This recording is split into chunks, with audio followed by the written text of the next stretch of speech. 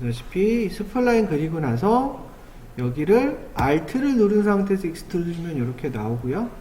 그래서 여기 익스트루드라는 곳과 스플라인이라는 곳이 이렇게 두 개가 존재하는데, 스플라인의 역할은 단면을 만드는 것이고 익스트루드는 그 단면을 돌출시키는 목적을 가졌죠. 그래서 익스트루드를 선택을 해보면 얘가 할 수 있는 명령이 여기 이렇게 떠 있어요. 그죠? 여기 보면 뭐 눈여겨볼 거는 딱 두 가지예요. 여기 보면 오프셋하고 서브디비전 이 두 개가 있죠. 자, 오프셋은 보다시피 두께를 이렇게 튀어나오게 하는 정도고, 서브디비전은 올려도 잘 모르겠죠. 왜냐하면 지금은 그냥 기본 쉐이더로 보고 있는데, 이렇게 면이 채워진 거를 대부분 쉐이더라고 하거든요. 쉐이딩, 쉐이더 뭐 이렇게 얘기를 하는데, 제가 여기 디스플레이 중에 NB라고 있죠. N하고 B가 단축키래요. 그래서 뭐 라인으로 볼 수 있대. 쉐이딩하고 라인을 이렇게 해서 이렇게 보면 이런 식으로 보이죠. 저거 서브 디비전을 움직여 보면 보다시피 두께에 따라서 면을 얼마나 더 쪼갤지 정하는 게 얘의 역할인 거죠. 그죠? 이게 그 역할을 해요. 그죠? 서브 디비전이 그 역할을 합니다. 어떤 툴들은 서브 디비전이라고 안 하고 뭐 세그먼트라고 얘기하고 뭐 그러는데, 얘는 이제 서브 디비전이라고 얘기를 하네요.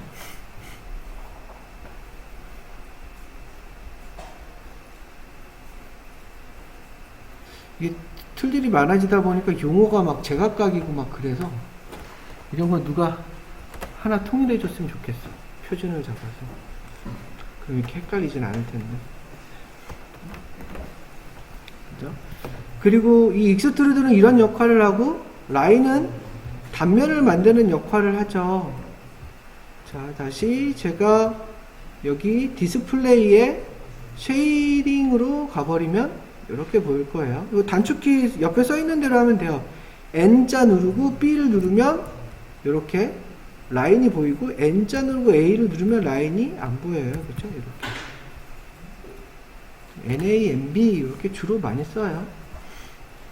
모델링 하는 사람 입장에서는 NB를 놓고 많이 쓰겠죠. 와이어. 뼈대가 어떻게 보이는지 그거에 따라서 점선면을 움직일 수 있기 때문에 이렇게 할 수 있습니다. 자, 익스트루드 단계에서 세그먼트에서 이렇게 조절할 수 있다. 두께도 조절할 수 있다. 그죠? 얘 단면을 좀 바꿔볼게요. 뭘로 바꿀 거냐면 제가 하트인데 이걸 스페이드로 바꿔볼게요. 자, 바꾸는 건 익스트루드가 하는 게 아니고 스플라인이 하겠죠. 스플라인에 가서 점을 눌러보면 여기 점이 살짝 보이나요? 자기 모니터에선 보일 거예요. 너무 작아서 안 보이지만 내가 그렸던 점들이 눈에 이렇게 보일 겁니다. 이렇게 F4번 눌러서 다시 돌아와서 뭐 이렇게 움직여도 되고, 그죠? 여기서 이렇게 직접 움직여도 되는데 입체에서 움직이는 건 그다지 쉽진 않을 거예요. 그죠? 이렇게 휠 수도 있어요. 평면이 안 되고. 그러니까 여기보단 뭐 저쪽에서 하는 게 더 좋겠죠? 이렇게 점선면을 여기서 움직이면 그대로 반영이 되니까 편하죠.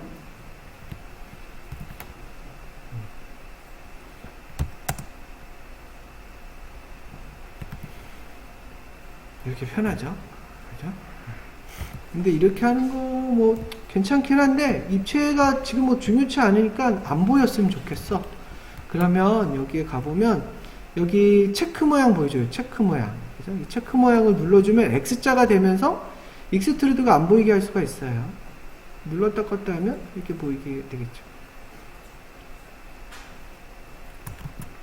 여기 가보면 이 X자가 그 역할을 합니다. 여기 그 역할을 해요. 눈에 잠깐 안 보이게 하는 거. 그 상태에서 이렇게 한번 해볼게요. 제가 이거 컨트롤 Z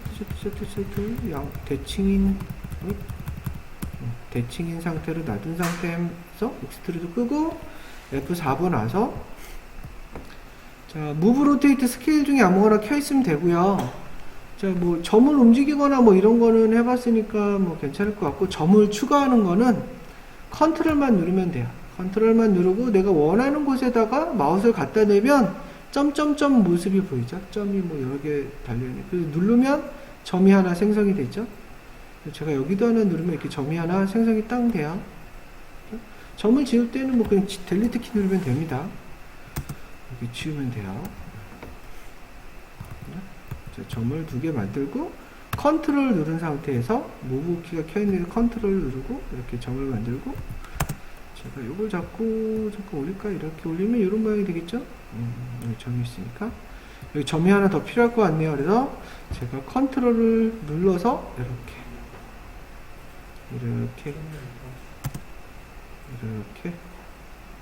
만들었습니다. 이렇게 해보세요. 이렇게.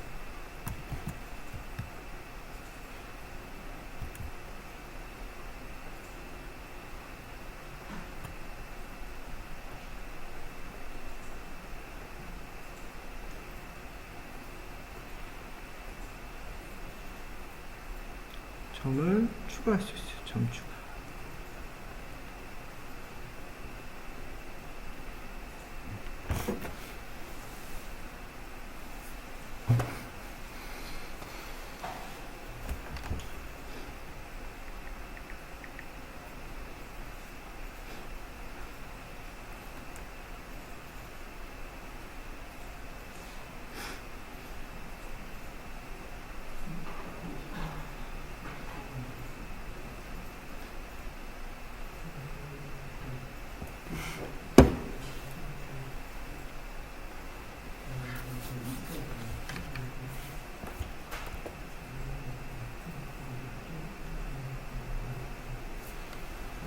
근데 이제 마음에 안 드는 게, 이게 뭐, 여기 이렇게 딱 끊긴 코너면 좋겠는데, 이게 부드러운 곡선이네요. 그죠? 뭐, 여기도 뭐 좀 그런 것 같고, 그죠? 여기도 그런 것 같고. 그래서 점의 성격을 한번 바꿔볼게요. 점의 성격을 바꾸는 건 내가 이 점을 선택을 하고,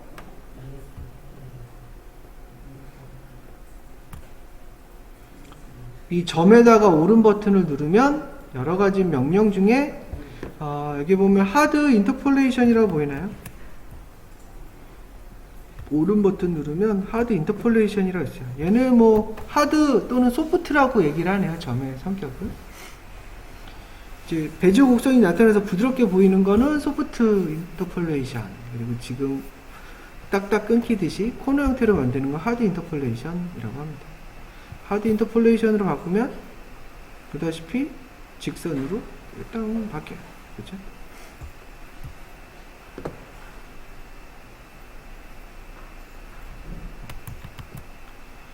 다 선택을 하시고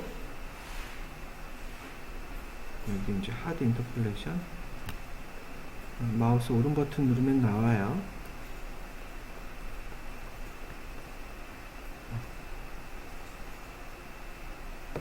이런 버튼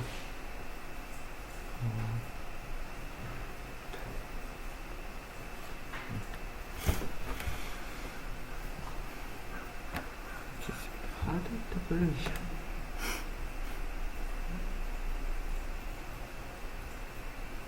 뭐 웬만한 건 다 그릴 수 있겠죠.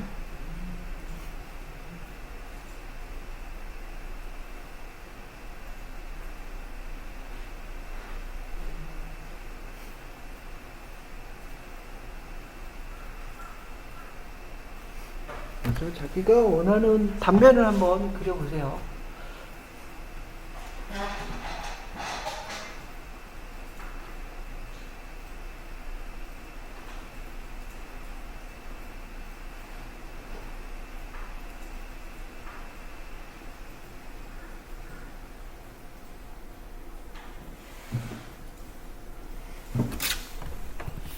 그러면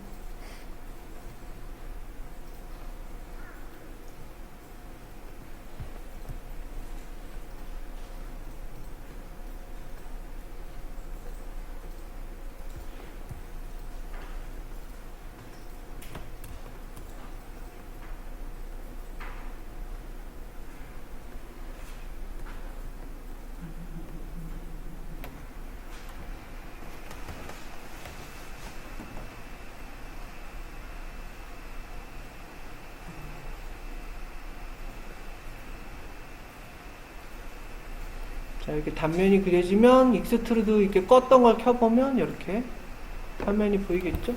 F1 누르면 이렇게 스페이드로 바꿨어요.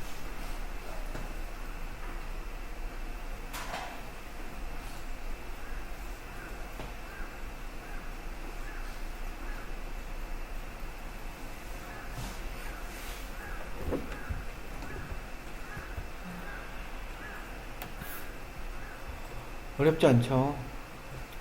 해본 사람은 이거 너무나 쉬운 거죠? 대부분 로고 입체로 만들 때 다 이렇게 하겠죠? 아니면 일러스트레이터에서 그린 거를 임포트해서 가져와서 쓰던지 이렇게 직접 만들어 봤습니다. 다 만들고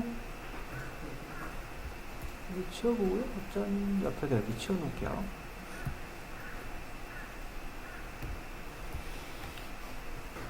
도움이 필요한 사람은 언제든지 저를 부르세요.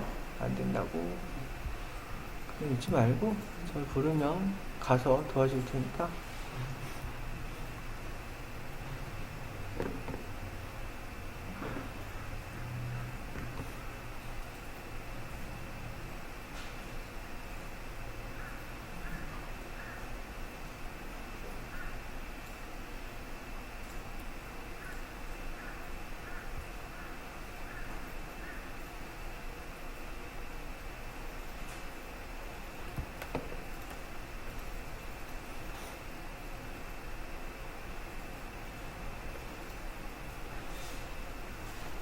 그러면 이번에는 회전체를 한번 만들어 볼까요? 회전체. 여기 뭐 얼핏 그림에서 봤다시피 익스트루드 옆에 보면은 이렇게 회전체가 보여요. 레이스라고. 회전체 만드는 거는 똑같습니다. 단면을 그리면 되는데 어떻게 그리냐면 항상 회전하는 건 축이 있어요. 그래서 축을 어디다 두고 회전을 하냐면 보다시피 이렇게 0점을 기준으로 이렇게 회전을 해요. 그렇다면 우리가 Y자를 만들 건데 그릴 때 어떻게 그릴까요? 여기다가 단면을 이렇게 해서 그려야겠죠. 이렇게 이런 단면만 그리면 알아서 회전해서 입체를 만들어 줄 거예요. 중요한 건 0점을 기준으로 해야 된다는 거. 내가 이거를 F4번 눌러서 다시 프론트로 왔고요. 자, 0점이 여기죠. 0점이 여기입니다. 여기를 기준으로 잘 그리면 돼요. 여기 기준으로 그립니다. 그래서 라인으로 어떻게 그릴까요? 바닥부터 그릴게요. 클릭, 드래그, 드래그, 드래그, 드래그, 드래그, 드래그, 드래그, 드래그, 클릭, 처음 점에다 놓고 클릭. 이렇게 여길 기준으로 그리세요. 기준은 0점.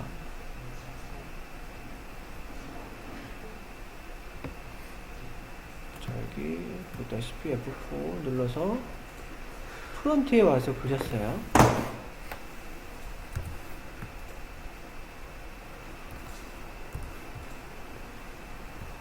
이렇게 그려보죠. 이렇게.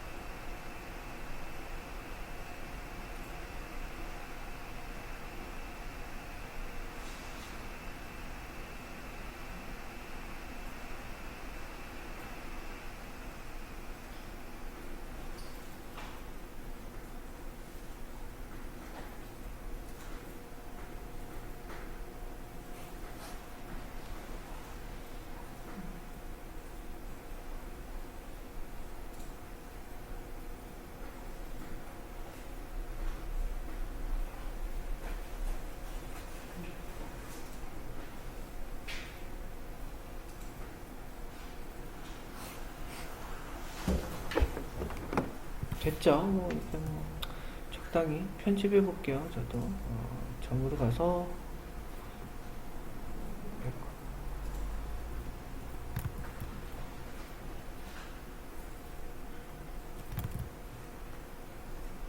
두 개나 그랬었어.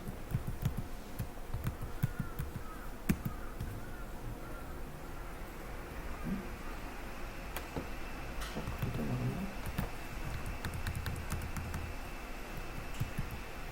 그래도 그랬었나?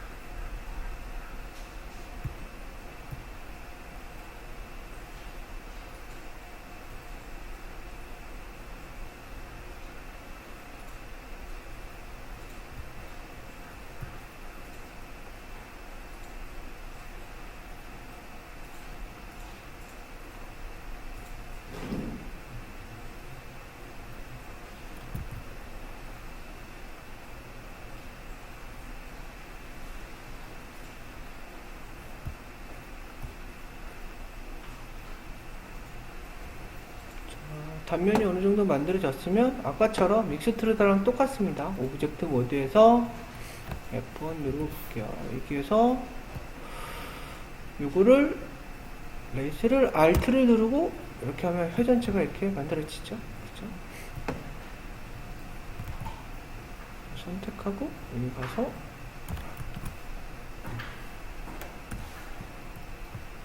이 라인을 스플라인을 얘를 Alt를 누르면서 해야 돼요.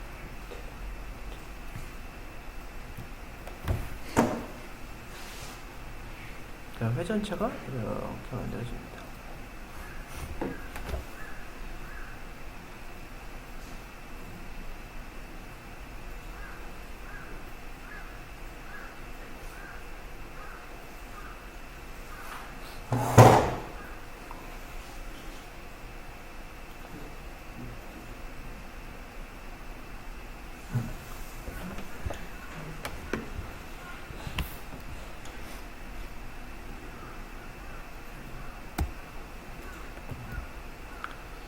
자, 요 레이스는 잘 알겠지만 회전을 360도인 거예요. 그죠? 360도. 그렇다면 내가 360도가 아닌 값으로 여기네요. 360도. 이거를 이제 값을 줄여볼까요? 값을 줄이면 얘가 이런 모습이 되겠죠? 이렇게 단면을 만들 수도 있어요. 이렇게. 서브 디비전은 아까 얘기했듯이 면을 나누는 개수이기 때문에 이 개수를 많이 줄이면 이렇게 러프하게 할 수도 있고,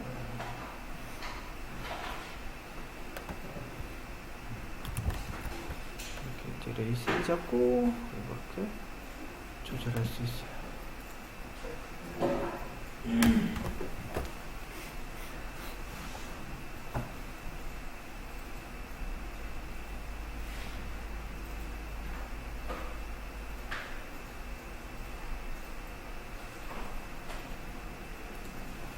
항상 이쪽 어트리뷰터에 가보면 그 명령에 필요한 옵션들이 다 모여있고, 얘를 조절하면 원하는 형태를 만들 수가 있습니다.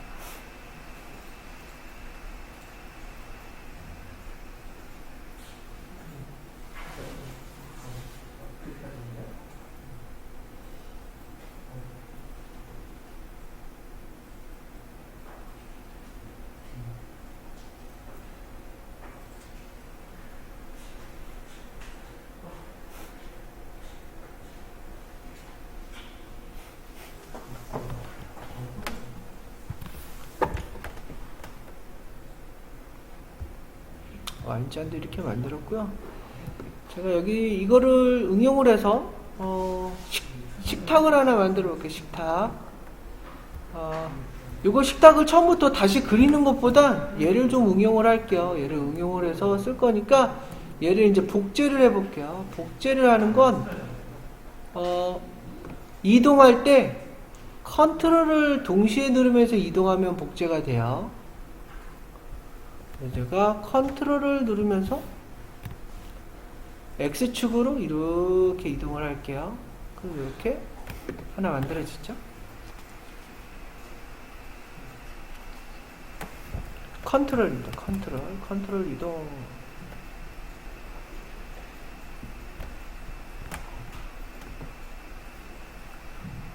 컨트롤은 어떤 의미가 있냐면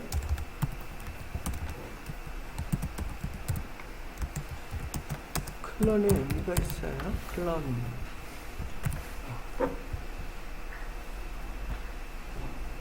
자, 요렇게 와서 얘가 이제 이름이 레이스 1이라고 되어 있네요. 그죠? 얘를 뭐 이렇게 확대해 볼까요?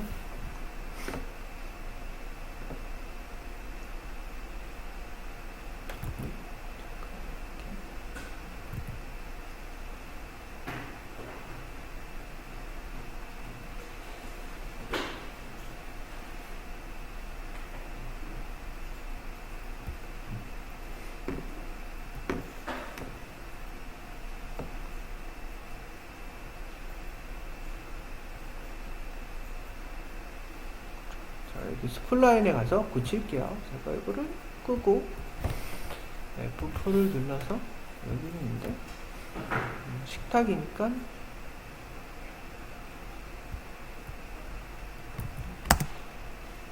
이렇게 선택을 해서 요 밑으로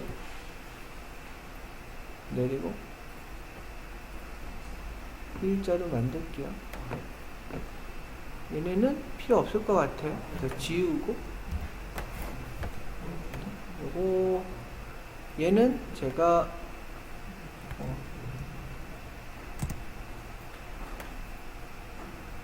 선의 특성을 하드로 바꿔서 직선으로 이렇게 만들게요. 그리고 얘가 이쪽에 있지 않고 약간 내려와서 요 직선이 이렇게 이렇게 해주면 되겠죠. 이렇게 얘는 약간 이렇게 올라가면 되겠죠. 짠, 이렇게 테이블을 하나 만들었어요. 레이저를 키면 이렇게 보이겠죠?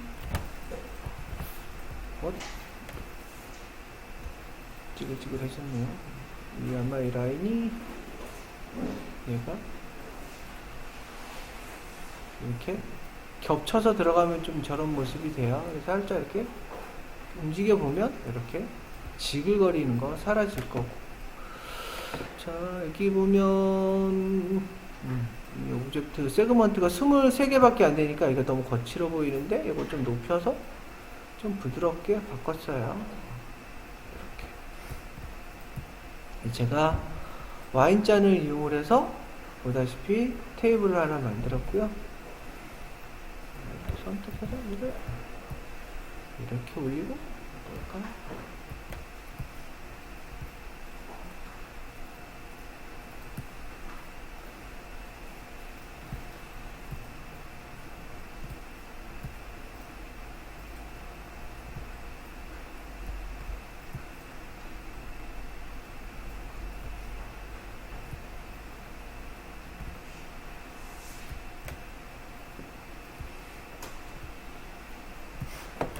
얘를 이제 클론해서 그죠?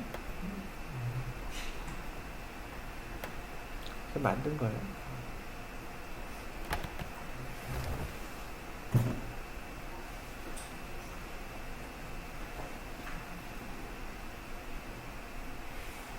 여기까지 어렵지 않죠? 그냥 단면 그려서 회전체 만들고 이동시키고 뭐 이런 것들만 했어요.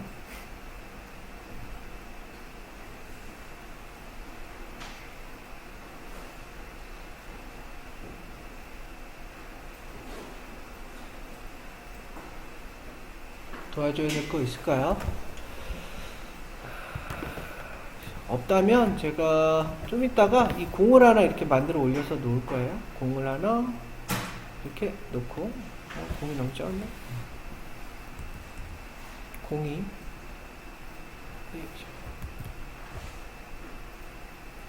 공이 굴러떨어지는 애니메이션을 한번 해보도록 할게요. 여기도 이렇게 놓고,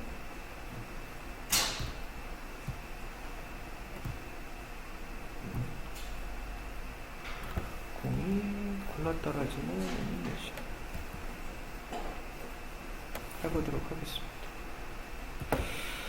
지금 55분을 가고 있는데요. 4시 5분까지 휴식을 하고 공 떨어지는 애니메이션 한번 해보도록 할게요. 잠깐 10분만 쉬도록 하죠.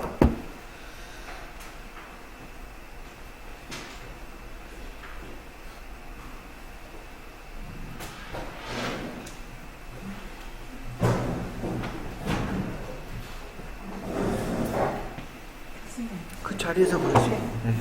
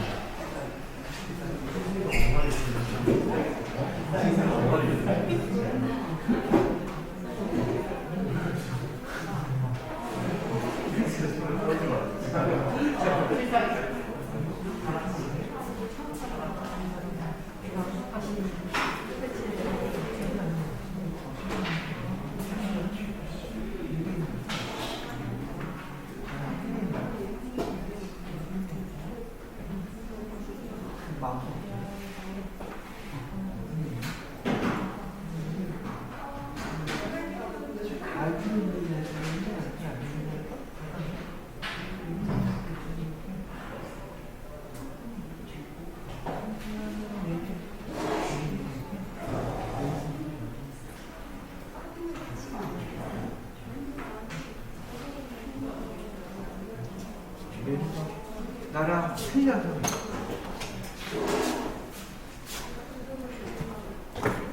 마우스를 어디 출석 같이 감사합니다. 네네 좀 짧게요. 뺄 수가 없겠구나.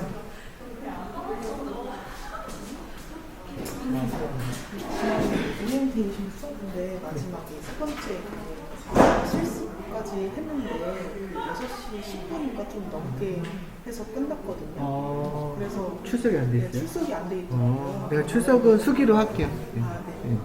그 캡처본이 있는데 그거 보내드릴까요? 상관없어요. 네네. 첫 주는 어쩔 수 없지.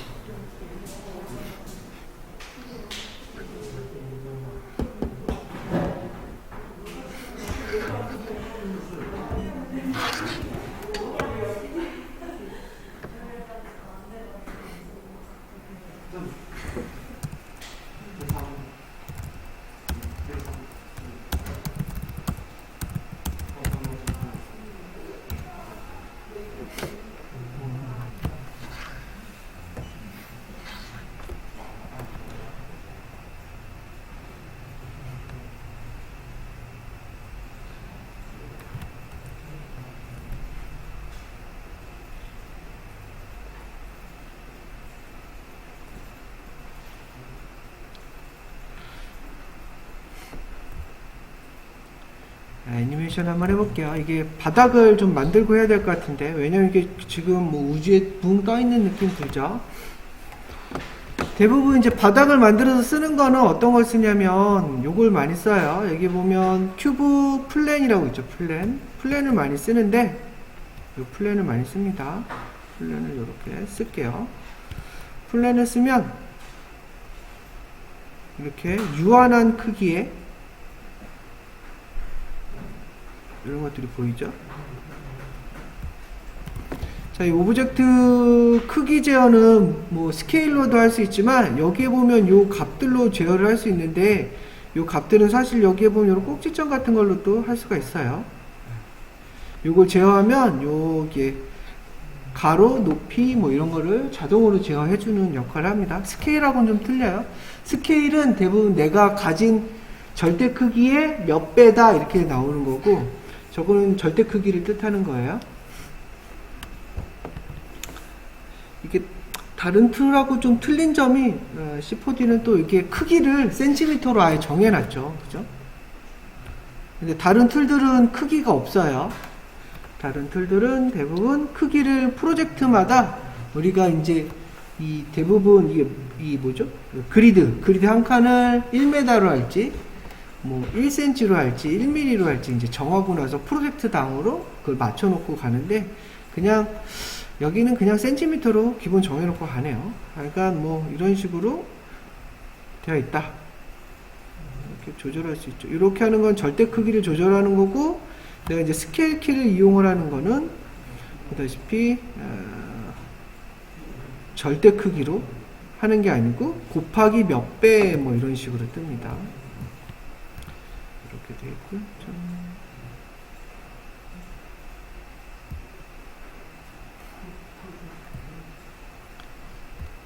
제가 여기 이 플랜을 하나 설명하기 위해서 우선 재질을 한번 줘 볼게요. 재질을 여기에다가 뭐 와인잔 뭐 이런 것들이 있으니까 제가 뭐 적당히 여기에서 요걸 누르면 이렇게 재질 추가할 수 있는 게 나오고요. 더하기를 누르면은 빈 재질들이 몇 개 나와요. 한 4개만 만들어 볼까? 하나, 둘, 셋, 넷, 5개? 5개 만들까요? 이렇게 했어요. 재질은 이렇게 만들 때마다 뭐 맷 1번, 맷 2번, 맷 3번 이러는데, 이런 것보단 차라리 그 이름을 좀 정해주는 게 좋을 것 같아요. 더블 클릭하면 이렇게 이름을 정할 수가 있어요.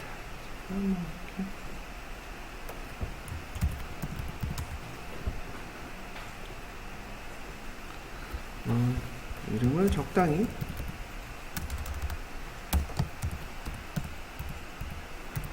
이렇게 정할까요?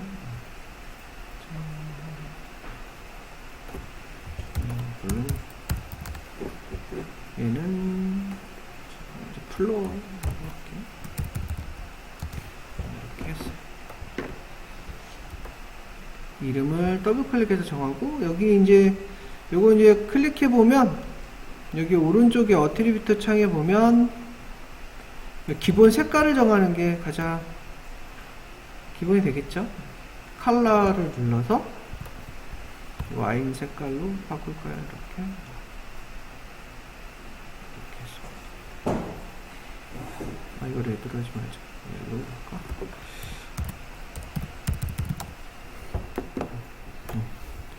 얘도 이렇게 선택을 해서 색깔을 여기 휴 값에 가서 적당히 이렇게 바꿔놓고, 그린, 얘도 역시 그린으로 이렇게 바꿀까요? 블루,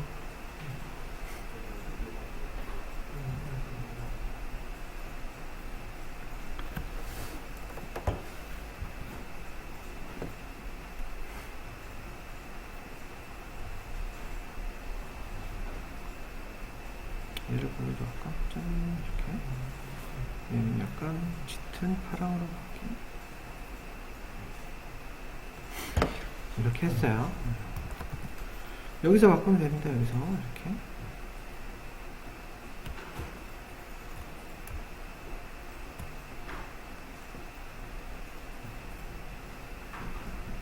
바꿀 수가 있어요. 그래서 5개 재질을 제가 만들었고,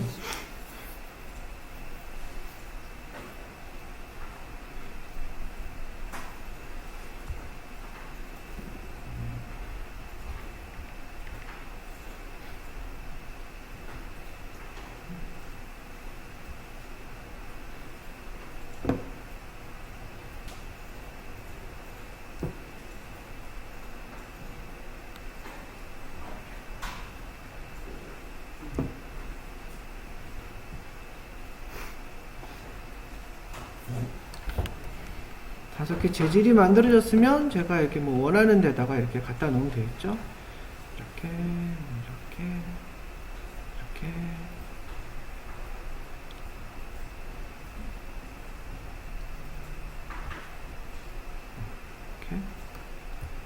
오색찬란하게 제가 원색으로만 이렇게 배출했어요.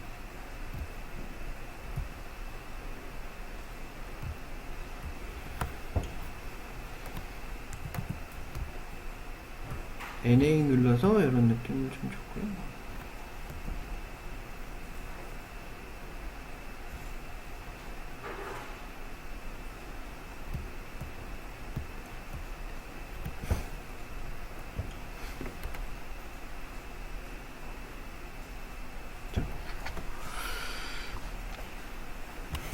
적당히 색깔을 주시고, 제가 이제 플랜에다가 이 플랜에는 제가 이제 약간 하늘색 계열로 이렇게 메터리얼 플로어라고 해서 이렇게 줬어요. 이렇게 플랜이고 이렇게 되어 있습니다. 뭘 하나 설명하려고 플랜에 좀 색을 넣었고요.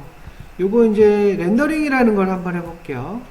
자, 렌더링은 여기서 두 가지 타입이 있는데, 요게 이제 프리뷰로 보는 거 이제 두 가지가 있어요. 여기 보면은 슬레이터 모양의 아이콘이 딱 두 개 있죠. 하나는 아무것도 안 그려져 있고, 하나는 플레이 표시가 있어요. 차이는 플레이 표시 있는 걸 한번 눌러볼게요. 플레이 표시 있는 걸 딱 누르면 이렇게 창이 하나 독립적으로 떠서 여기 이제 렌더링해서 메모리에다 이렇게 올려놔요. 그래서 뭐 나중에 따로 저장도 할 수 있고 뭐 그러지만, 자, 요게 픽처 뷰라는 거고요. 그리고 그 옆에 아무것도 안 붙어 있는 애를 눌러볼게요. 누르면은 얘는 여기를 렌더링 해줘요. 뷰포트를 직접. 그래서 내가 이거를 렌더링하고 나서 움직이면 렌더링이 사라져요. 이렇게. 그죠? 얘는 누르면 이 화면이 렌더링 되지만 이렇게 움직이면 작업 화면으로 돌아간다는 거. 그리고 그러지 않으려면 여기 플레이 버튼이 달려 있는 걸 누르면 이렇게 독립된 창이 뜨기 때문에 뭐 상관없이 볼 수 있어요. 그죠? 이해됐나요? 그죠? 자, 하여간 뭐 요거를 놓고 볼게요. 제가 요거를 이렇게 놓고 보면 이렇게 보이는데, 얘는 플랜이에요. 플랜의 단점은 무엇이 있냐면 유한해. 크기가 유한해. 근데 우리는 땅을 만들 때는, 땅은 대부분 사람이 느끼는 건 무한하게 느껴지죠. 그죠? 그래서 땅을 무한하게도 만들 수 있어요. 그때는 이 플랜을 쓰는 게 아니고, 플랜을 이렇게 유한하지만 무한한 땅을 만들고 싶다면 이 플랜을 쓰지 않고 여기에 있는 플로어라는 걸 써요. 지구 모양의 아이콘 있죠? 거기 이제 환경에 관련된 것들을 만들 때 쓰는데, 플로어를 딱 넣으면 얘는 이렇게 보여요. 조그만하게 보이네. 자, 얘는 뭐 크기를 확대하거나 뭐 하거나 아무 의미가 없어요. 왜냐하면 무한하다고 그랬잖아요. 작업 뷰포트에서는 유한하게 보일지언정 제가 렌더링을 하면 이렇게 보여요. 이렇게 무한하게 보이죠. 제가 색을 주고 가야겠다. 자, 색을 이렇게 파란색을 이렇게 주고 나서 렌더링을 이렇게 해보면 이렇게 무한하게 나오죠. 자, 차이점이 있죠. 플랜과 플로어의 차이. 그런데 플로어는 C4D에서만 작동이 돼요. 그래서 내가 다른 프로젝트, 뭐 게임이나 VR 프로젝트라든가 뭐 다른 기타 등등 프로젝트를 위해서 다른 소프트웨어 호환을 해야 되는데, 여기는 플로어를 해놓고 딱 던지면은 거긴 아무것도 안 나와요. 플로어라는 거는 C4D에서만 작동이 되기 때문에, 그래서 대부분 추천하는 거는 플로어보다는, 저는 그래요. 플로어보다는 차라리 이 플랜을 추천을 해요. 플로어는 없앨게요. 이렇게 하면 얘는 어차피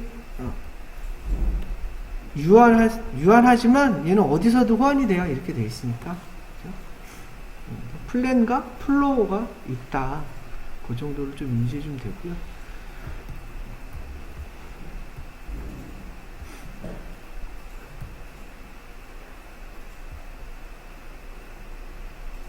그래서 플랜을 깔았습니다. 왜냐하면 바닥에 공이 튀기는 거를 만들려고 하니까 바닥이 좀 있어야 될 것 같아서 플랜을 이렇게 하나 만들었고요. 저희 객체 가지고 할게요. 그 모든 3D 소프트웨어들은 대부분 이렇게 객체 지향으로 되어 있어서 객체마다 정보를 가지고 있어요.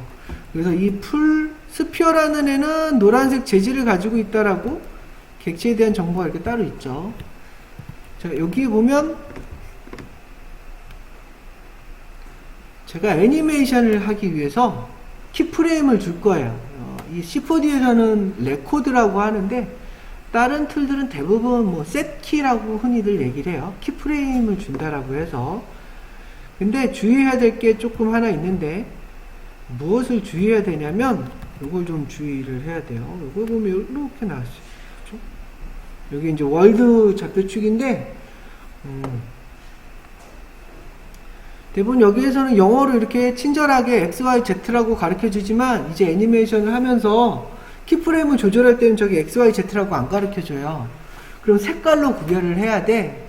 왜냐면 무브하는 키도 X, Y, Z가 있고 로테이트 하는 것도 X, Y, Z가 있고 스케일 하는 것도 X, Y, Z가 있어요. 그래서 도합 9개의 그래프가 쫙 떠요. 그럼 거기다 X, Y, Z라고 쓰면은 9개 글자가 눈을 가리겠죠. 그래서 대부분 모든 소프트웨어들은 이제 그래프, 키 애니메이션 그래프를 줄 때는 다 색깔로만 줍니다. 그래서 이거 그냥 암묵적으로 정했어요, 다들. 그래서 이게 RGB 순으로 정해요. RGB면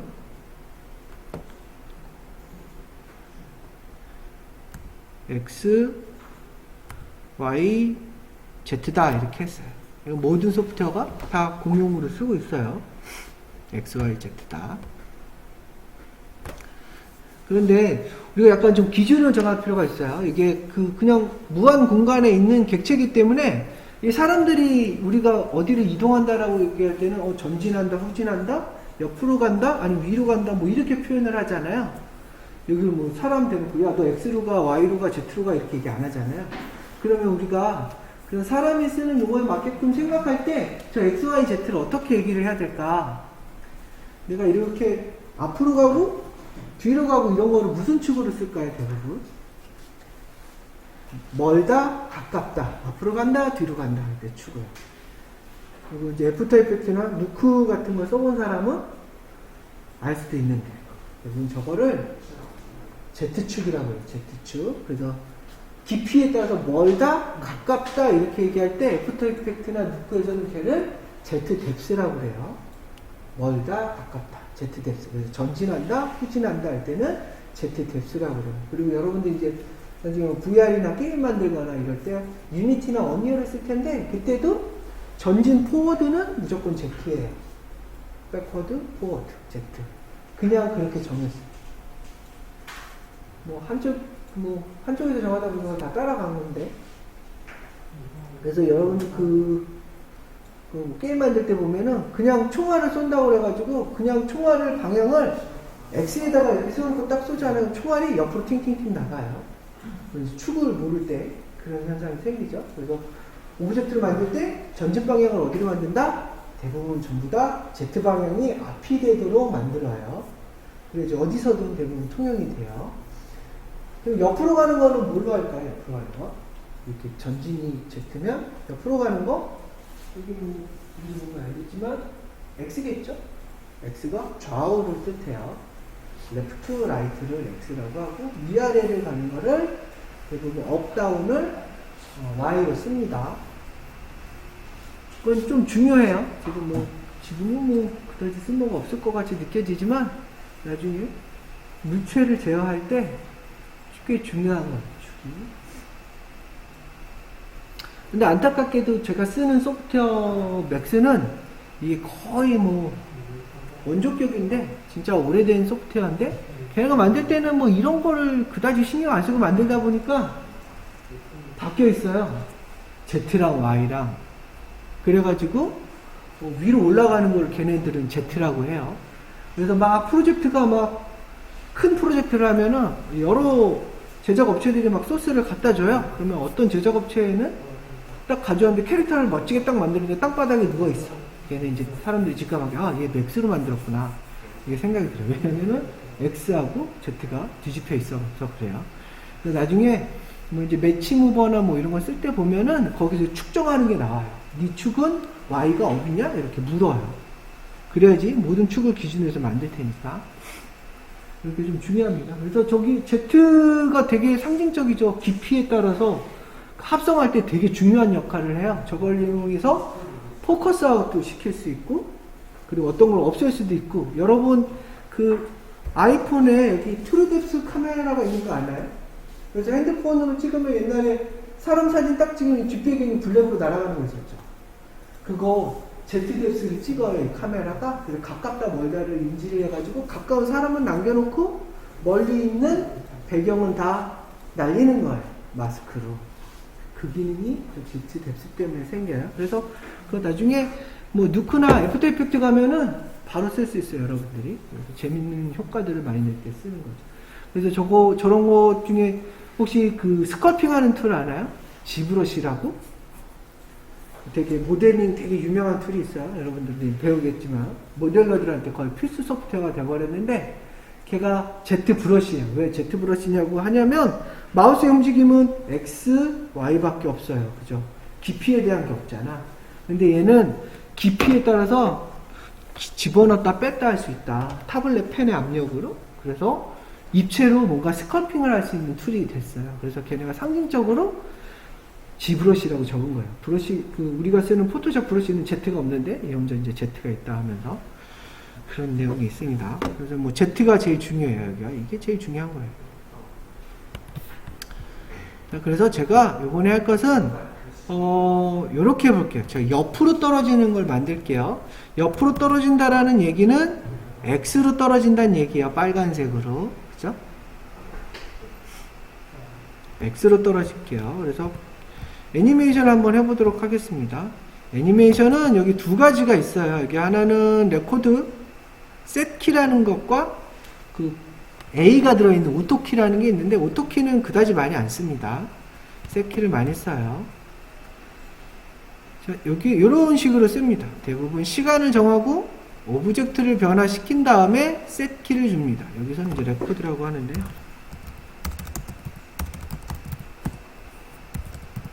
단축키는 F9번이에요. 이렇게 씁니다. 그래서 한번 볼게요. 제가 처음 제자리에 있을 때 0에 시간을 맞추고, 그 다음 오브젝트 안 움직일 거예요. 네, 이렇게 놔두고 여기에 있는 이 셋키를 누르면 돼요. 레코드라고 되어 있는 레코드 액티브 오브젝트 딱 누르면, 또는 F9번을 누르면 보다시피 여기 이제 회색에 점이 하나 생기죠. 그죠? 그러고 나서 시간을 한 20프레임까지 올까요? 25프레임? 30프레임? 25프레임? 25프레임 할게요. 제가 25프레임에는 이 빨간색 오른쪽으로 이동하라고 한 다음에, 그 다음에 이 셋키를 누를게요. 땅. 그럼 보다시피 이렇게 애니메이션이 가는 경로를 보여주고, 저기 점이 딱 찍힌 거 있죠? 그 프레임 단위대로 찍은 거예요. 프레임별로. 그래서 어떤 사이는 넓고 어떤 사이는 좁고 이럴 거예요. 그럼 이제 타이밍인데. 자, 그 다음에 이제 떨어뜨릴게요. 제가 떨어뜨리는 거는 한 뭐 45프레임에서 이 정도 딱 떨어뜨릴게요. 짠. 바닥을 안 뚫게 잘 이렇게 놓고 또 레코드를 누를게요. 됐죠? 이런 커브가 된대요. 그 다음에 한 60프레임에서 제가 이렇게 올라가고 물체를 이동시키고, 또 그 다음에 셋키를 누르면 되겠죠? 레코드 키. 그 다음에 또 떨어질게요. 75프레임 정도의 시간을 움직이고 오브젝트를 내린 다음에, 그리고 또 F9를 누를게요. 이렇게. 됐죠? 그 다음에 튀어 오르게끔 제가 이 정도에 올리고, 또 레코드 키를 누르고, 이런 식으로 시간을 움직이고 오브젝트를 움직이고 레코드 키를 누르면 돼요. 근데 여기 시간이 조금 더 필요하겠죠. 90프레임 밖에 없는데 더 늘리려면 여기를 조절해 주면 돼요. 여기 보면 90프레임까지만 적혀 있죠. 이거를 저는 120까지 늘릴게요. 120 이렇게 늘렸습니다.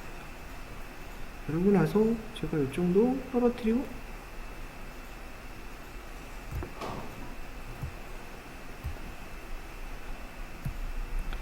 레코드 그죠? 그리고 이 정도 와서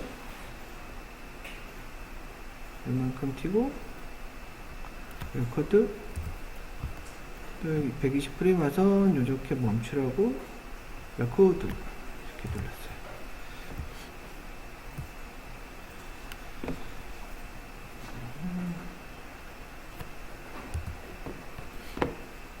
키프레임 간격이 좀 예쁘진 않죠?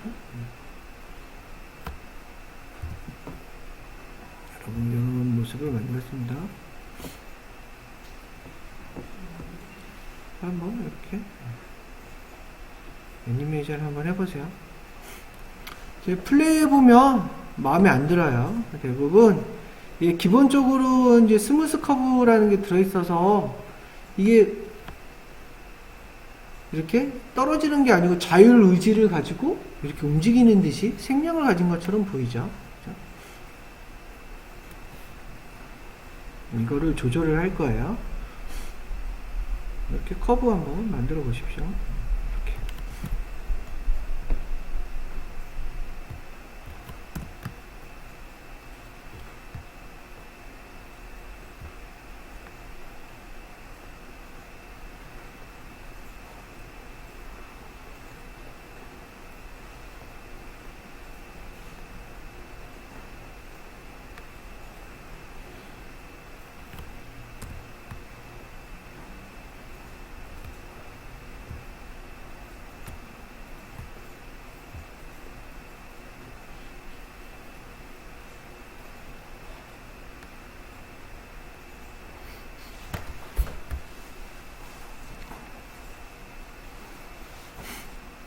여기 밑에 과제 보이죠? 과제는 공이 아니고 여러분들 그 원하는 로고를 하나 입체로 만들어서 그 이제 하늘에서 떨어지는 애니메이션을 만드는 게 과제예요. 나이키 로고를 쓰던 삼성 로고를 쓰던 뭐 상관은 없어요. 자기가 뭐 창의적으로 만든 그런 로고를 써도 상관없고요. 로고가 떨어지는 애니메이션을 해서 오면 됩니다.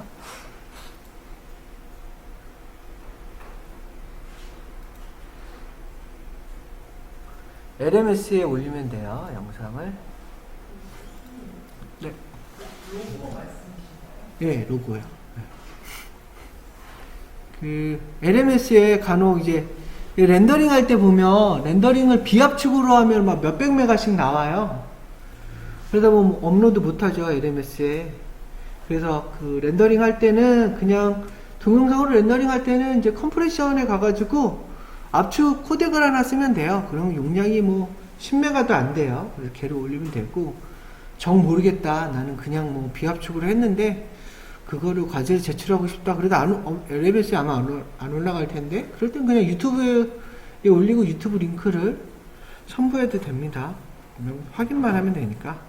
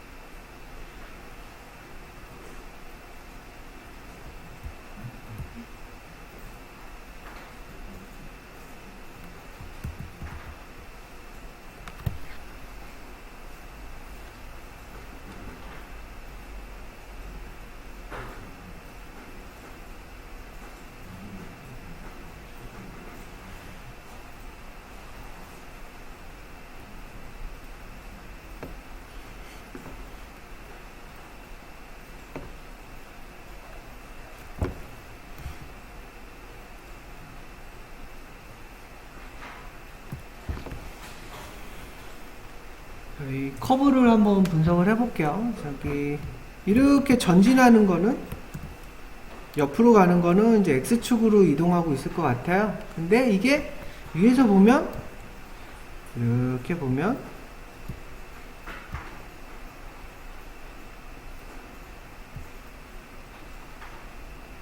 그냥 등속 운동이에요. 그죠? 쭉 가는 등속 운동이 되겠죠?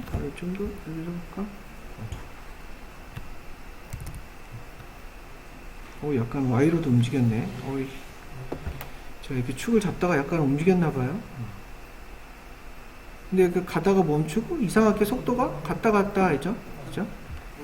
그리고 이제 옆에서 보면, 이렇게 보면 Y축으로만 위아래를 이렇게 진동하는 게 보이죠. 그래서 축이 두 개가 필요해요. 등속도 운동하는 X축, 그리고 위아래를 이렇게 진동 운동하는 Y축.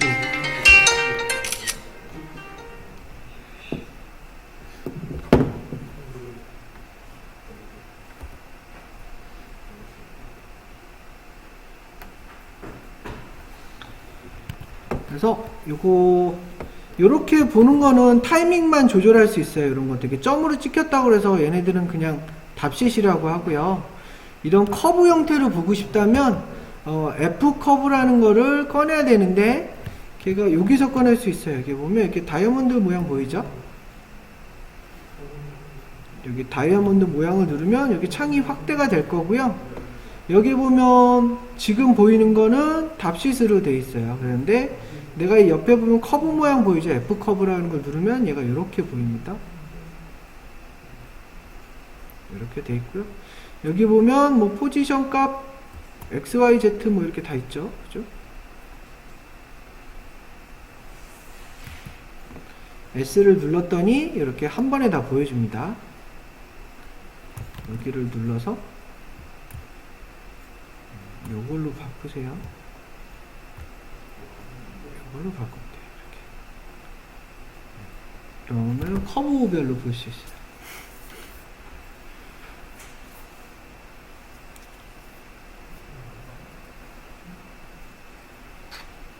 저게 잘 안 뜨면은 맨 위에 메뉴 중에 윈도우에 타임라인이라고 있을 거예요. 걔를 띄우면 돼요.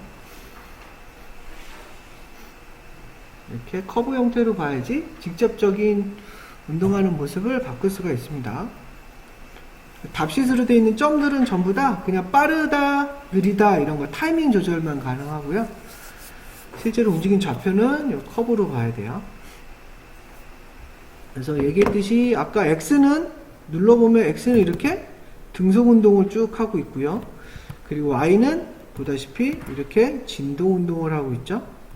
Z는 필요 없는데 Z도 찍혔을 거예요. 그래서 Z는 지울게요. 제가 Z는 이렇게 키프레임 선택하고 지워버려요. 이렇게 지워버리면 돼요. Z 필요 없습니다. 아마 스케일도 찍히고 다 찍혔을 거예요. 왜냐면 누르는 순간 무브 로테이트 스케일 세 축이 다 찍히니까 이렇게 지웠어요. 이것도 뭐 필요 없어. 지우든 안 지우든 뭐 수평값 컨스탄트 값이기 때문에 아무 의미가 없죠. 그래서 X와 Y만 분석하면 돼요.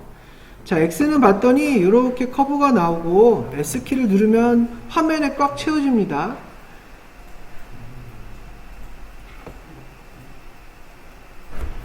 S는 화면에 가득 보이게.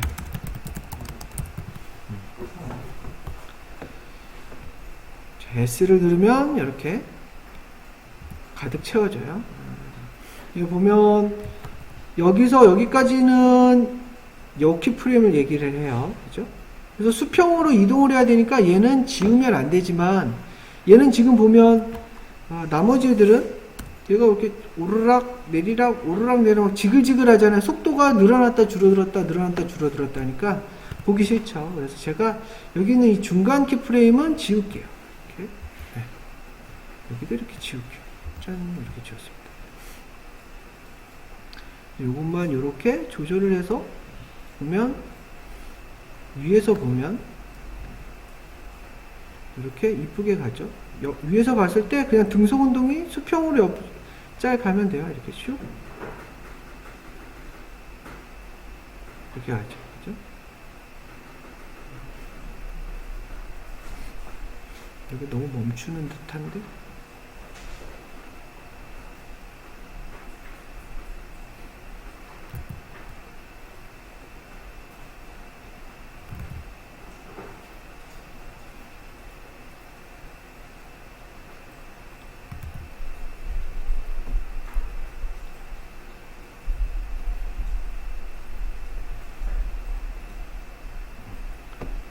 이렇게 했어요. 슉 가서 여기 이제 여기 키프레임, 여기 키프레임, 여기 키프레임만 남기고 지워버리면 됩니다. 여기랑 여기랑 여기, 그죠?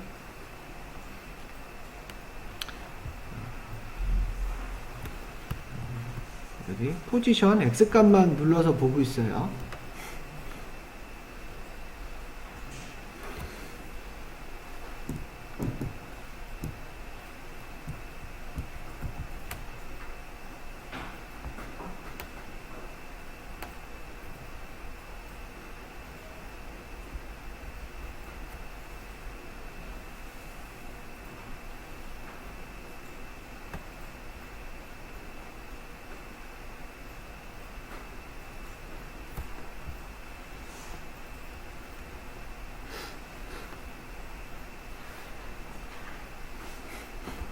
없죠? 그 다음에 이제 중요한 건 뭐 이렇게 등속 운동하는 건 보였는데, 이제 이렇게 진동 운동하는 게 좀 이상하게 보이죠? 얘 때문에 그런데, S를 눌러서 이렇게 가득 채우게 보이고, 이게 이제 그 커브를 좀 생각을 하면, 우리가 이제 지구상에서 일어나는 거는 모두 다 이제 중력의 영향을 받는데, 옆으로 이렇게 천천히 가는 동안은 무기값이 변화가 없다가, 이제 떨어지기 시작할 때는 서서히 떨어지다가 최대의 속도를 쫙 내요. 여기 땅에 부딪힐 때까지 제일 빠른 속도가 되겠죠. 이런 식으로 있어요. 그런데 서서히 멈추려고. 그래서 이게 문제인 거예요. 제일 빠른 속도로 떨어졌다가 제일 빠른 속도로 올라가다가 정점에 올라갈 때는 힘을 잃어가면서 멈추려고 하는 걸 다시 떨어지는 최대 속도로 가요. 그런데 모든 애니메이션 커브는 천천히 출발하고 천천히 멈추고 천천히 출발하고 천천히 멈추고 이렇게 돼 있어요.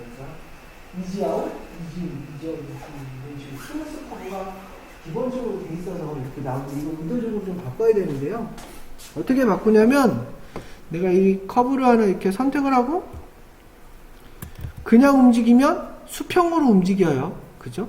좌우가 부드럽게 처리되려고. 그런데 내가 이거를 쉬프트를 잡고 움직이면 각자 따로 움직여요. 이렇게.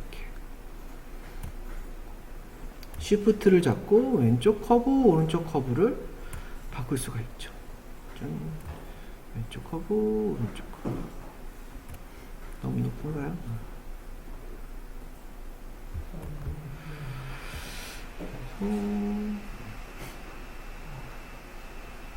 자, 얘도 얘죠? 이렇게 해서 높이 값도 좀 맞추고요.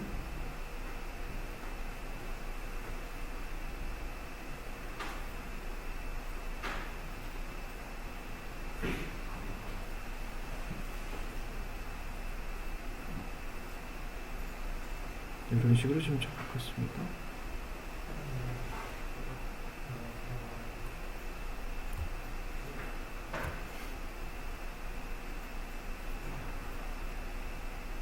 이렇게 하면 얘 느낌이 이렇게 바뀌겠죠?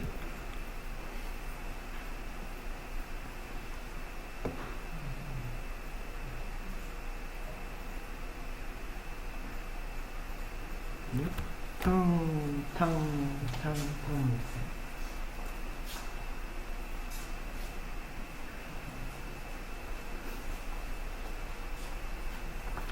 120프레임도 모자랄 것 같네. 190.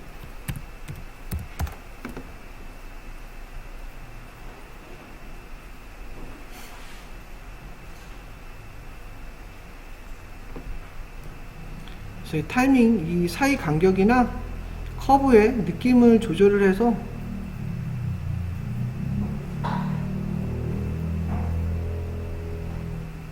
한번 조절해 보세요.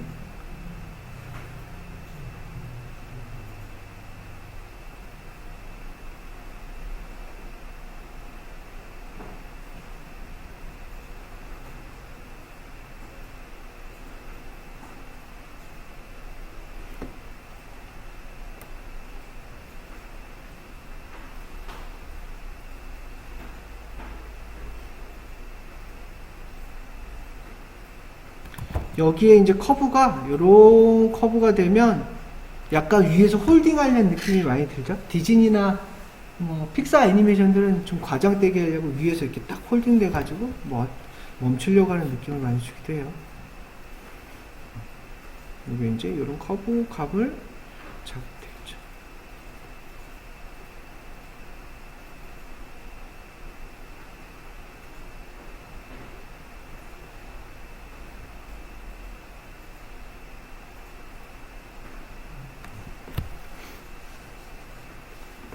이제 한번 이 커브를 이렇게 완성시켜 보세요.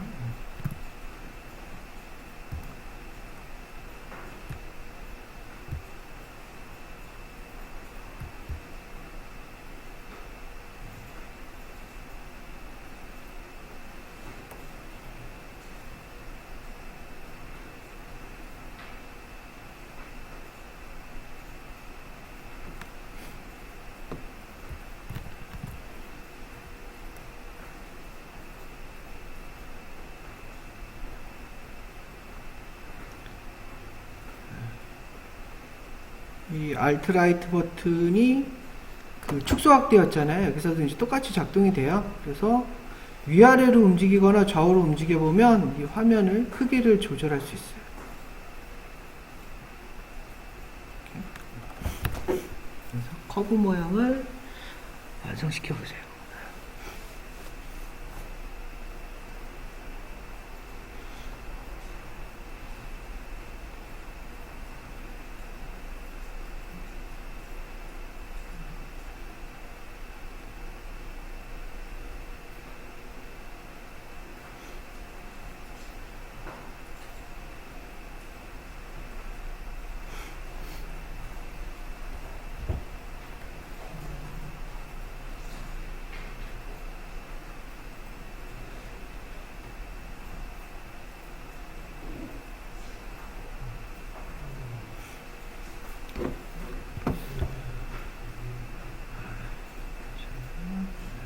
이게 제가 이제 NB를 눌러서 이렇게 라인까지 보게 했고요.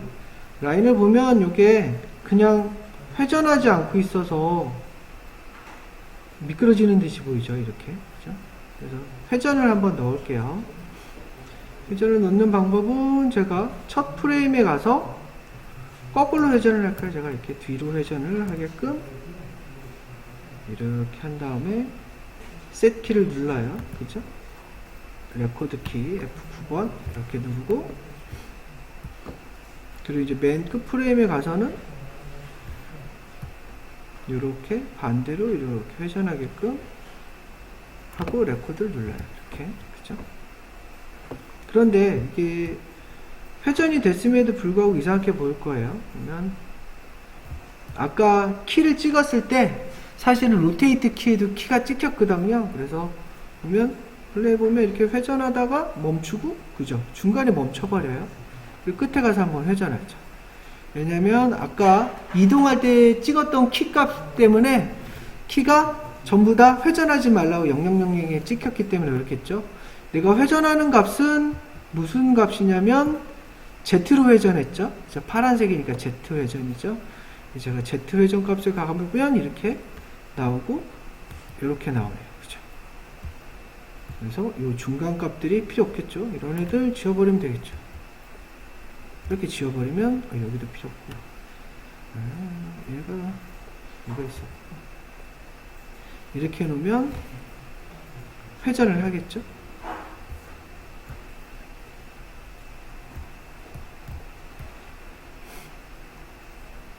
플레이 해보면 이렇게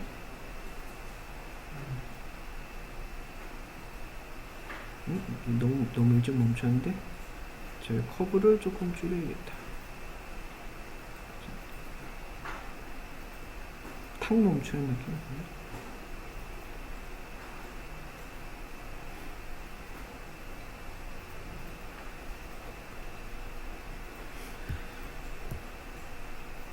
약간 시간차로 약간 더 돌게 할까요?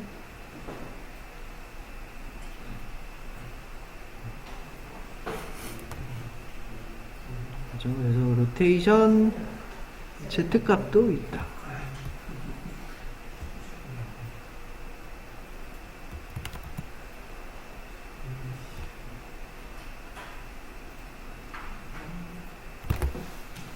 회전까지 만들면 얼추 바운싱고는 된 것 같아요.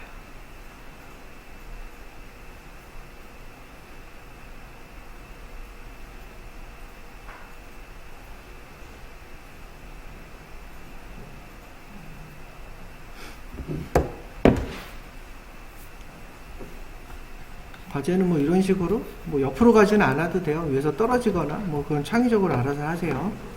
그래서 떨어지는 로고 애니메이션을 이렇게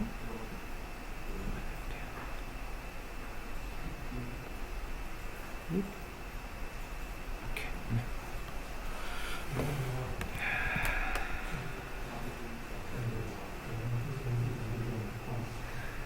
네. 5시까지 만들면서 잠깐 쉬도록 할게요.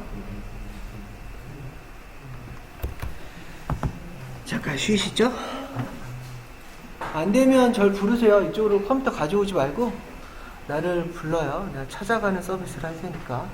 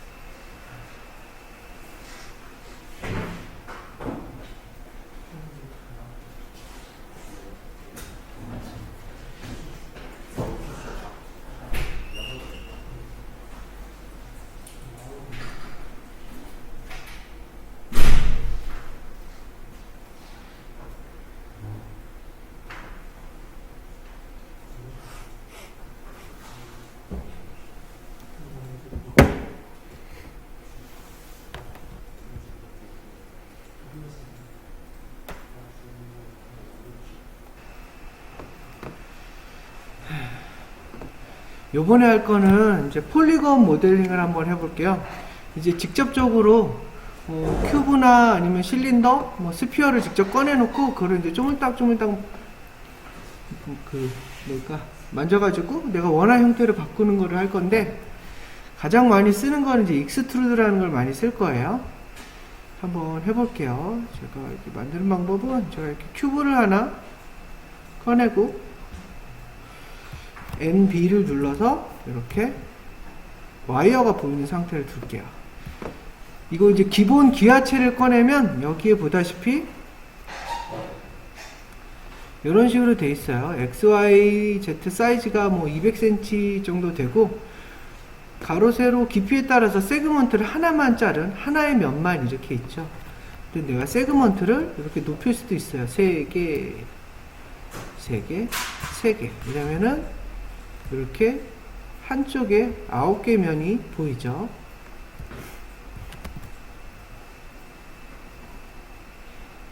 이렇게 만들면 돼요.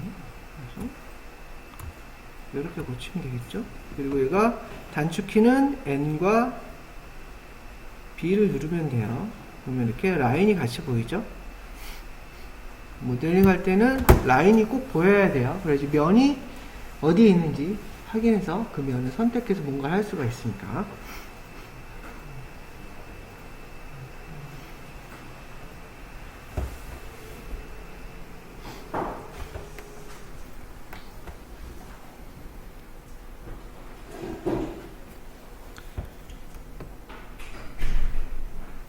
됐죠? 자, 이거 대부분의 소프트웨어들이 다 똑같은데, 기본 기하체가 만들어졌을 때 우리가 할 수 있는 거는 크기를 정하는 뭐 가로, 세로, 깊이 뭐 이 정도밖에 없고, 그리고 세그먼트 수를 몇 개씩 나눌지만 정하고요.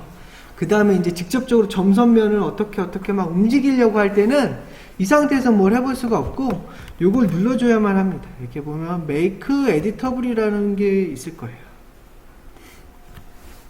이제 폴리곤 모델링 할 땐 요걸 눌러줘야 돼요. 요거는 맥스도 이런 구조로 돼 있고, 아까 조금 전에 설명했던 스컬핑 툴 있죠. 걔도 이 구조로 돼 있어요. 그래서 기본 기하체를 대충 세그먼트 수나 크기를 정해서 만들고 나서 점선면을 조작할 때는 Make Editable로 바꿔야 돼요. 그러면 여기 있는 메뉴는 다 사라져요. 사라지고 이런 식으로 남죠. 이제 큐브라는 이름만 남고 아까 뭐 세그먼트수 조절하고 뭐 이런 것들은 다 사라졌죠.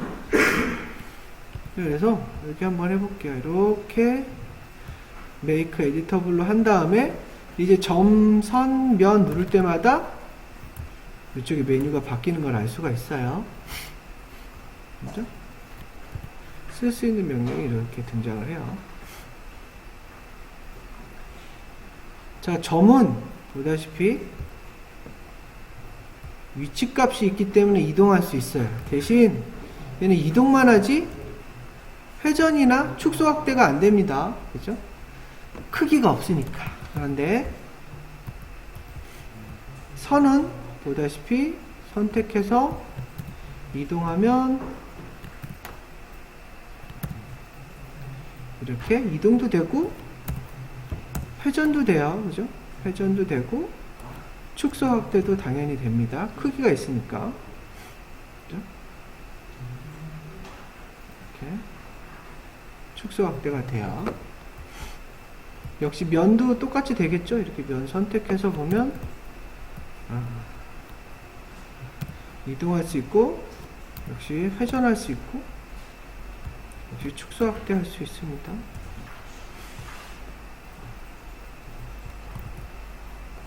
축소 확대가 되죠? 그렇죠? 이동하는 거 뭐 어렵지 않아요.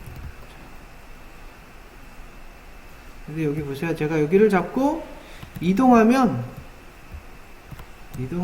이렇게 보이겠죠? 그죠? 이렇게 해서 여기 이동했으니까 이렇게 이어지는 선이 이렇게 만들어져서 이런 모양을 만들어내요. 그런데 이거 말고 제가 이쪽 면을 선택하고 이렇게 할 수도 있어요.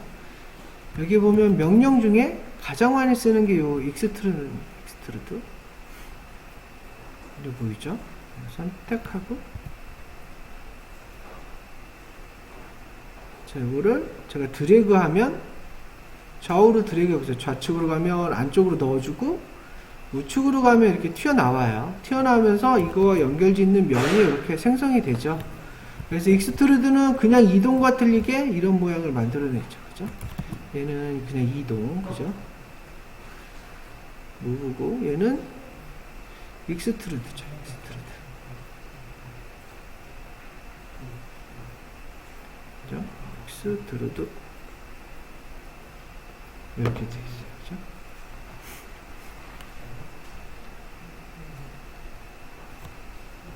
틀리죠? 익스트루드랑 이렇게 할 수도 있고 제가 면을 다시 선택을 해서 선택을 이렇게 할 수도 있겠죠? 그 C4D는 기본 선택이 대부분 여기에 보면 이름이 뭘로 되어 있냐?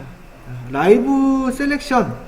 다른 툴에서는 이제 페인트 셀렉션이라고도 흔히 얘기를 하는데 드래그하는 방식으로 그냥 닫기만 하면 선택이 돼요. 그리고 이렇게 선택하고 선택을 또 더하고 싶다면 Shift예요. Shift 누르고 이렇게 옆으로 드래그 해주면 이렇게 되죠. 그래서 여기 보면 Shift는 더하기의 개념이고 컨트롤은 빼기의 개념이에요.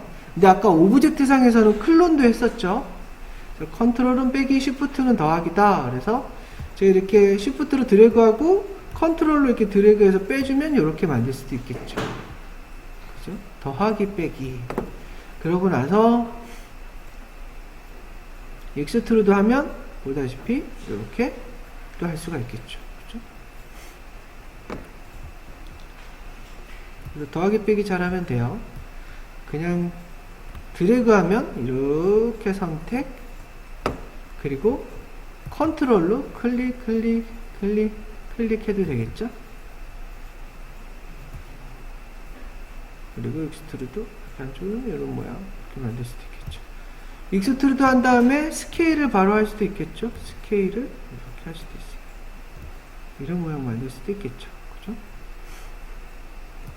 그래서 한번 익스트루드 한번 써보세요. 이렇게 어디 부위를 선택을 하고 익스트루드 좌우로 드래그 해보면 돼요. 이렇게.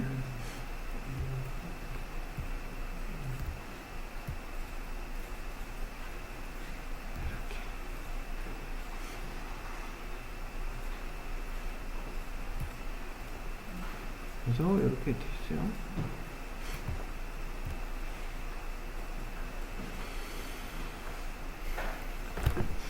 더하기 빼기, 시프트와 컨트롤은 더하기 빼기를 한다.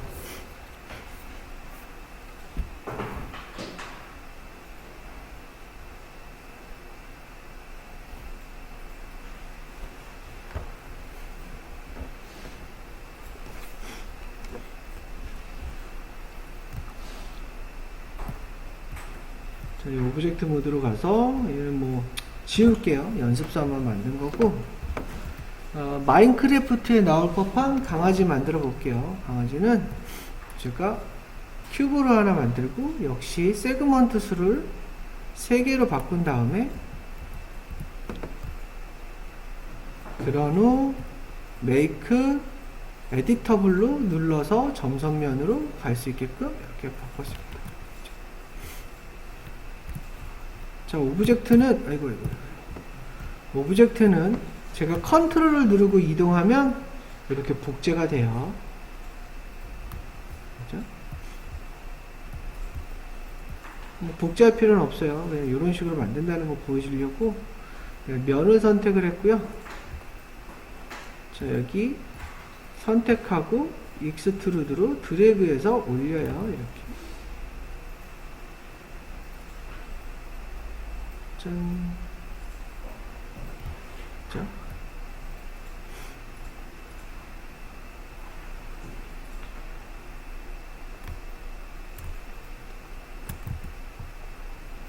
그리고 다시 한번 이 부위를 다시 익스트루드로 올려요. 2번 올린 이유는 제가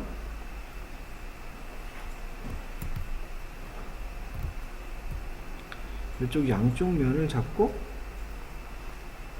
이쪽 면은 쉬프트를 잡고 익스트루드로 드래그해서 이렇게 튀어나오게 하려고.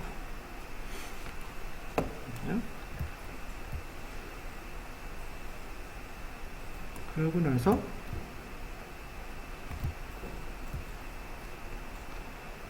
이쪽 면을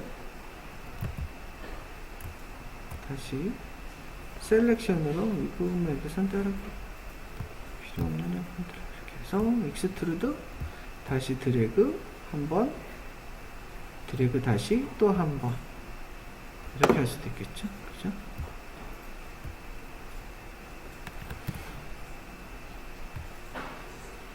그런 다음에 제가 앞면만 잡고 Shift 누르면 선택이 자동으로 가죠. 이렇게만큼만 셀렉션, 익스트루드 한번, 익스트루드 또 한번 이렇게 해서 이렇게 만들 수 있겠죠.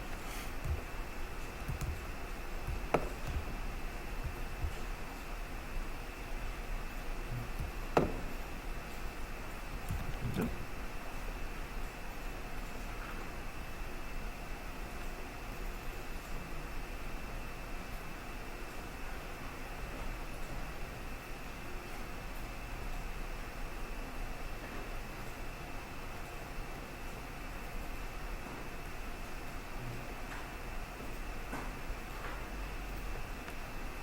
익스트루드만 했습니다.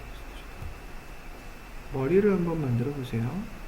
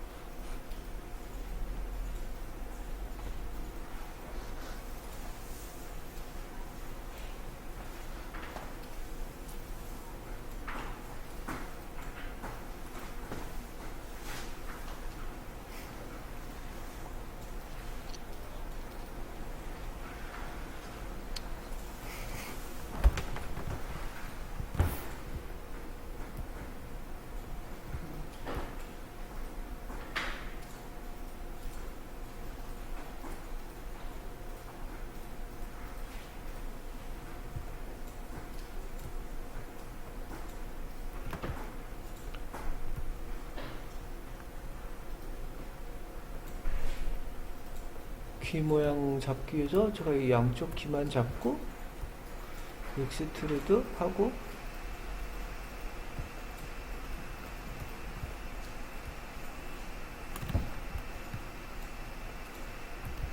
꼬리만 잡고 익스트루드 하고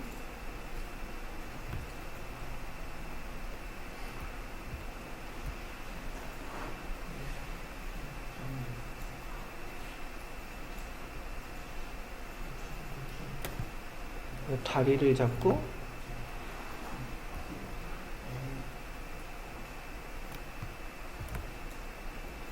시프트로 다리 4개를 잡고 익스트루드 해서 다리 모양 이렇게 만들었어요.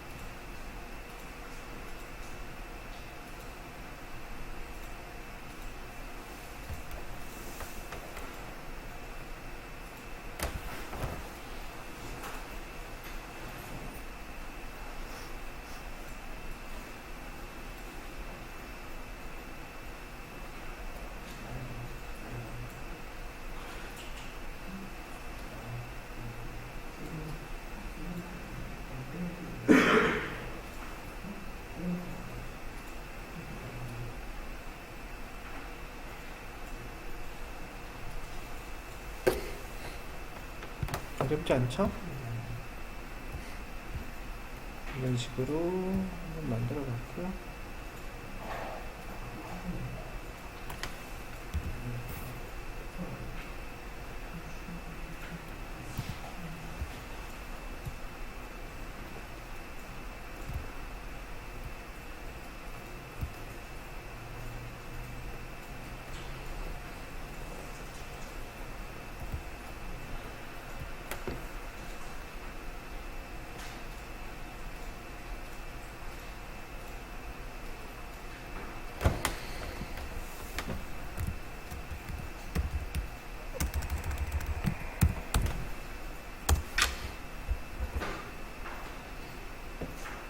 자, 이런 방식으로 이번에는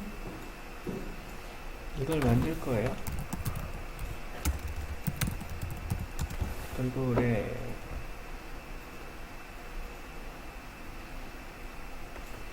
이렇게 뭐 극사실적인 돌고래는 아니지만 뭐 이런 귀여운 물고기를 한 마리 만들어 보도록 할게요. 우리가 이제 돌고래라고 하면 대부분 이런 식으로 이제 멋지게 휘어있는 모습으로 역동적으로 보이는 게 대부분 많지만, 모델러들한테 돌고래를 모델링 하라고 할 때 저렇게 휘어있는 포즈로 모델링 절대 안 하고 죽어있는 듯이 일자로 모델링을 합니다. 이렇게 모델링 하지 않고 대부분 이렇게 모델링을 해요. 그래서 나중에 이제 리깅 같이 뼈대를 넣고 이렇게 휘는 포즈를 만드는 거는 애니메이터가 하는 거예요. 모델러는 그냥 죽어있는 시체처럼 만들면 돼요. 반듯하게, 무조건 대칭으로 반듯하게만 만들어주면 됩니다. 특히 사람 같은 경우는, 사람 같은 건 이제 모델링한 데이터를 본 적이 있을 거예요. 이렇게. 네.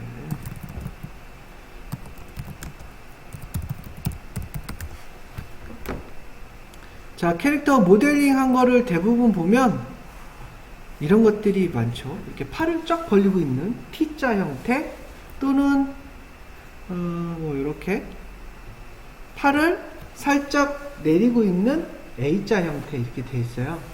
저거 왜 저렇게 만드냐면 나중에 이제 리깅할 때 알게 되는데, 이게 손가락도 보면 이렇게 딱 붙어 있지 않고 이렇게 쫙 펼쳐놓고 만들어요. 그리고 이렇게 딱 이렇게 만들어요.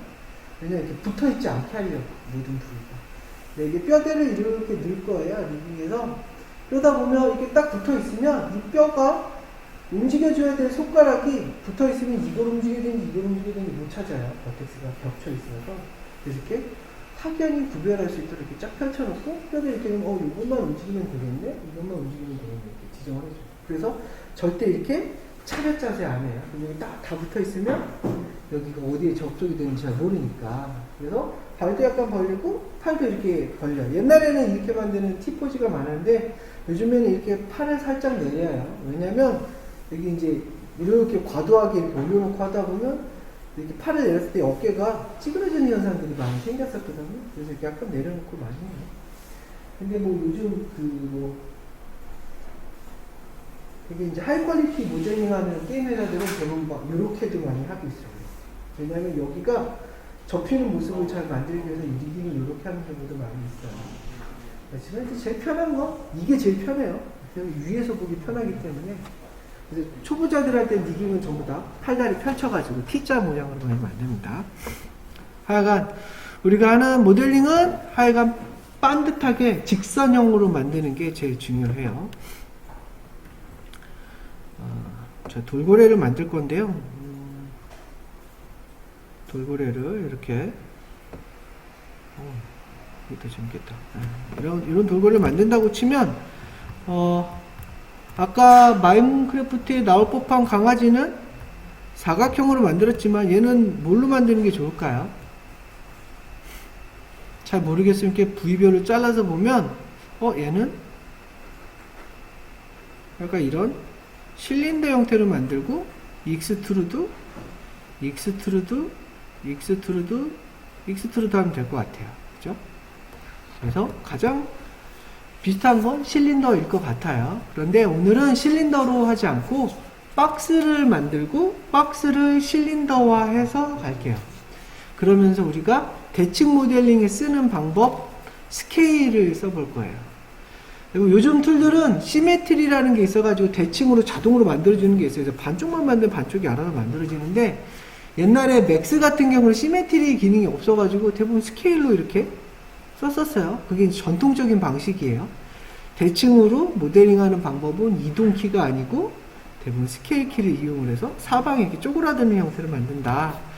그래서 그거 한번 연습하려고 제가 얘는 사각형으로 만들려고 해요. 그래서 이렇게 다시 박스를 하나 꺼내서 세그먼트 또 열심히 3개 만들겠죠. 3개 그리고 NB 눌러서 이렇게 라인이 보이게끔. 정면을 어디로 해야 될까요? 정면 설명했듯이 Z로 해주는 게 좋겠죠. Z로 해주는 게 좋습니다.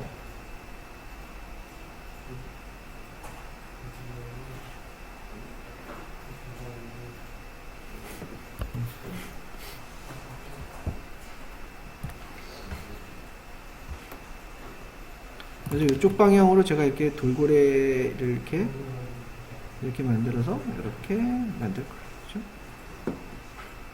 이렇게 만들 겁니다. Z 방향. Z야, Z.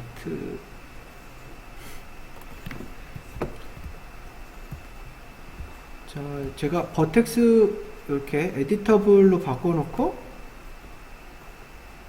그 다음에 점으로 가서 여기 점을 선택으로 이렇게 이렇게 선택이 되죠. 자, 그래 놓고 이렇게 이동하면 이런 모습. 자, 여기를 이렇게 드래그해서 이동하면 이런 모습. 여기도 이렇게 드래그해서 이동하면 이런 모습. 또 이렇게 드래그하면 이런 모습이 이렇게 되겠죠. 이렇게 그나마 동그래 보이죠. 그런데 이렇게 사람 손으로 하다 보니까 대칭으로 할 수가 없어요. 그래서 이동키를 쓰는 게 아니고요. 컨트롤 Z 한 다음에 제가 여기 선택, 그리고 쉬프트로 여기 선택, 그리고 여기 선택.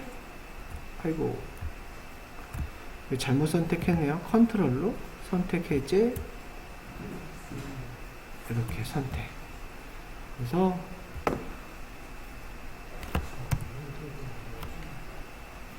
여기 선택, 여기 선택, 여기 선택, 여기 선택을 했어요. 모퉁이를 선택을 했어요.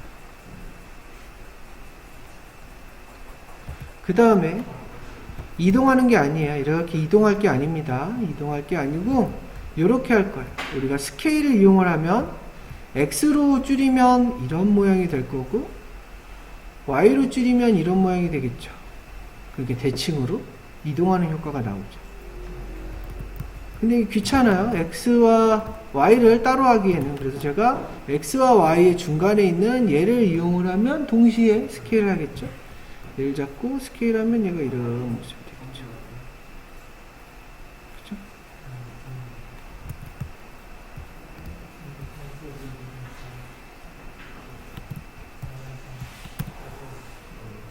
그래서 컨트롤을 이용을 해, 스케일을 이용을 해서 보다시피 이렇게 대칭으로 움직이게 할 수 있고, 그로 인해 이렇게 동그란 실린더 형태를 만들 수도 있습니다. 됐을까요?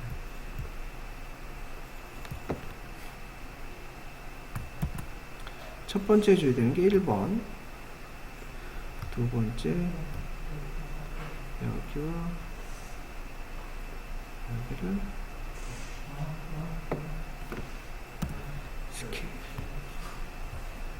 스케일 해주는 게 2번. 됐죠? 그러면 이렇게 동그란 원통형이 돼요. 다른 틀들은 시메트리 브러쉬니 시메트리 명령을 이용해서 자동으로 이렇게 대칭을 하게 해주는데, 전통적인 방법은 이렇게 스케일을 이용하는 방법입니다.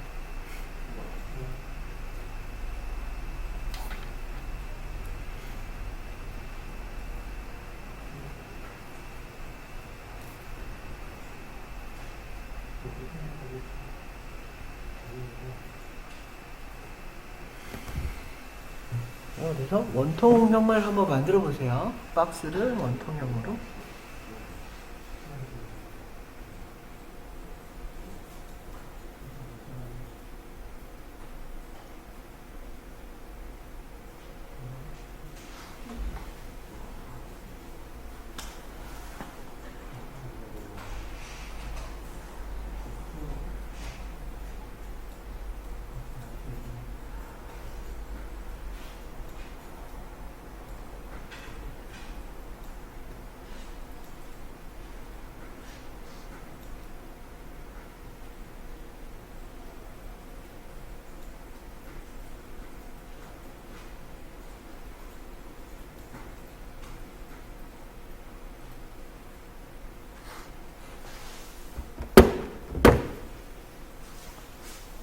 됐죠? 여기 처음 해보는 거라 어려울 텐데 많이들 해봤나 보네요. 다시 오브젝트 모드로 와서 제가 볼게요. 그리고 이렇게 옆에서 봤을 때 이 돌고래가 둥글둥글 해야 되잖아요. 근데 너무 일자야. 그래서 얘를 이런 모습으로 만들려면 어떻게 하면 될까요? 그렇죠? 얘를 스케일로 이렇게 키우면 되겠죠. 그렇죠? 그래서 가운데 부위만 잡고,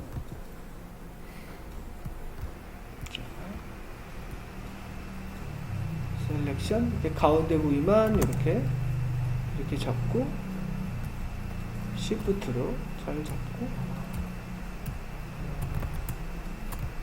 얘만 스케일을 해주면 되겠죠. 얘만 스케일로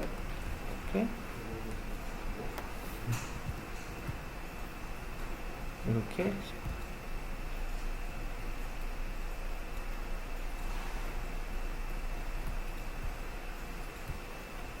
스케일.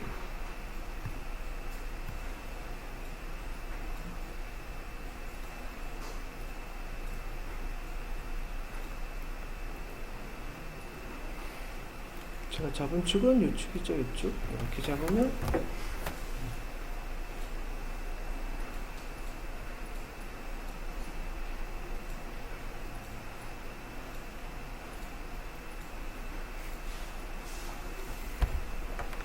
그죠? 둥글둥글하게 하는 게 목적이에요.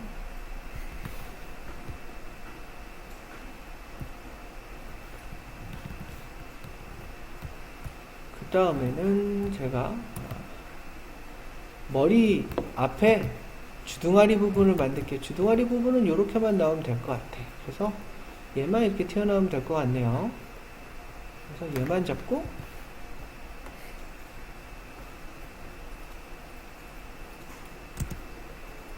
얘만 이렇게 잡고 익스트루드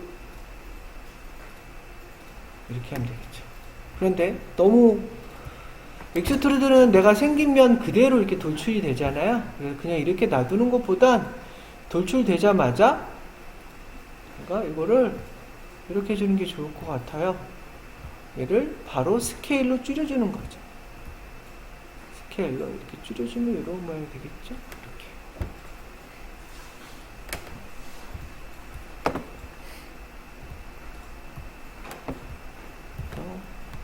이 파트만 익스트루드 하고 그 다음에 이걸로 이렇게 스케일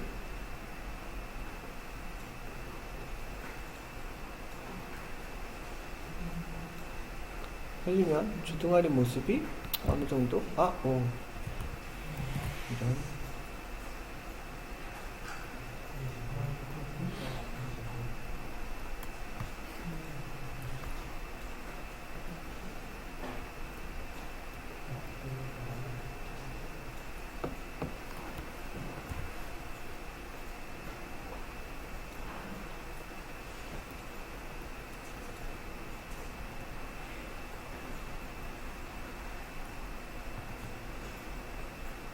해주면 되겠죠.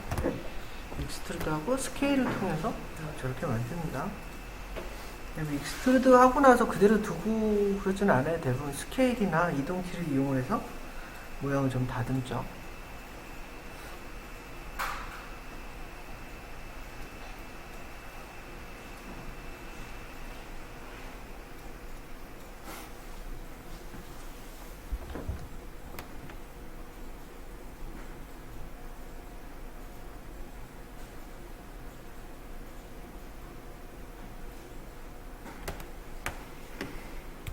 자, 그런데 이게 옆에서 보니까 여기가 너무 수평이에요. 그죠? 그래서 얘를 약간 면을 좀 이동해 가면서 형태를 조금 둥그스럽게 바꾸도록 하겠습니다. 제가 이 면을 이렇게 잡고요. 여기 콧등이죠? 콧등 부분인데 이게 너무 일직선이죠? 얘를 약간 이런 모양을 만들려면 이렇게 들어 올리기만 하면 될 것 같아요. 그래서 위로 살짝 Z로 올리고 그럼 이렇게 둥그렇게 보이죠? 그죠? 자, 그 다음에 위에서도 본 모습으로 보면 여기 눈두덩이가 너무 일자네요. 그죠? 그래도 제가 Z축으로 이렇게 보내서 이런 느낌이 되게끔 이렇게 했습니다. 그죠? 이런 식으로 선도 좀 움직여 볼까요? 선도 이게 너무 일직선인데 앞으로 이렇게 나올까요? 이렇게 이렇게 둥글둥글하게 제가 바꿨습니다.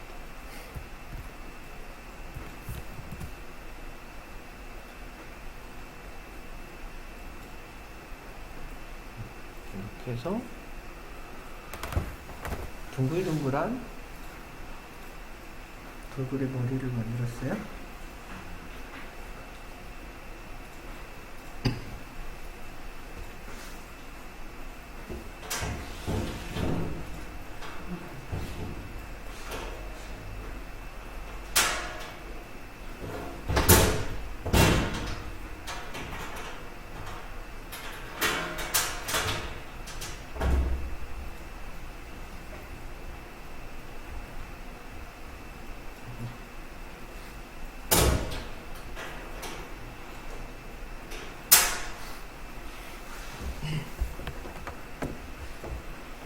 잘 되나요? 너무 쉬운가 보다. 바로 갈게요. 이거를 그 다음에는 내가 이제 꼬리 쪽을 가면 될 것 같아요. 꼬리를 이렇게 쭉 뽑아서 스케일로 줄이면 이런 모양이 되겠죠. 그런데 익스트루드를 한 번만 하지 않고 이렇게 한 번 하고 멈출게요. 이렇게 그리고 또 익스트루드에서 이렇게 모양을 만들게요. 왜? 내가 여기서 그 다음에는 꼬리로 익스트루드를 이렇게 할 거기 때문에, 그래서 이렇게 익스트루드가 한 번이 아니고 두 번에 걸쳐서 있어야겠죠? 그래서 여기 세그먼트가 생기니까. 그래서 이제 꼬리를 만들 수가 있어요. 그래서 여기를 이렇게 면을 잡고 익스트루드 해서 스케일로 바로 줄이고,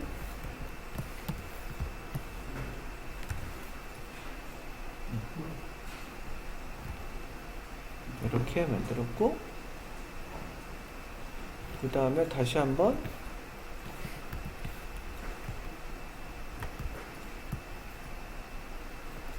익스트루드를 해서 차차 이렇게 스케일로 줄여서 이 모양을 만들면 되겠죠? 이렇게 짠, 이렇게 했어요.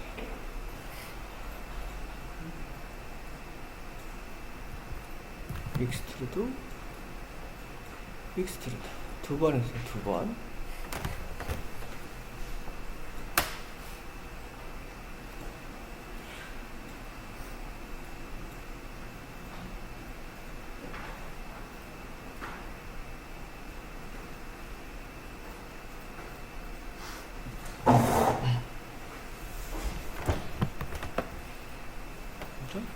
두 번 한 이유는 여기 아까 얘기했듯이 꼬리가 나오게끔, 꼬리 지느러미가 나오게끔 하려는 목적이었죠. 그래서 제가 이거를 이쪽 면 선택 하나, 반대쪽 대칭으로 잘 선택을 하세요. 여기 하나. 자, 이렇게 선택한 다음에 얘를 익스트루드 하는 겁니다. 익스트루드 짠. 그쵸? 그리고 바로 스케일을 할게요. 스케일을 좀 해줄까요? 이렇게 납작하게. 그리고 요렇게.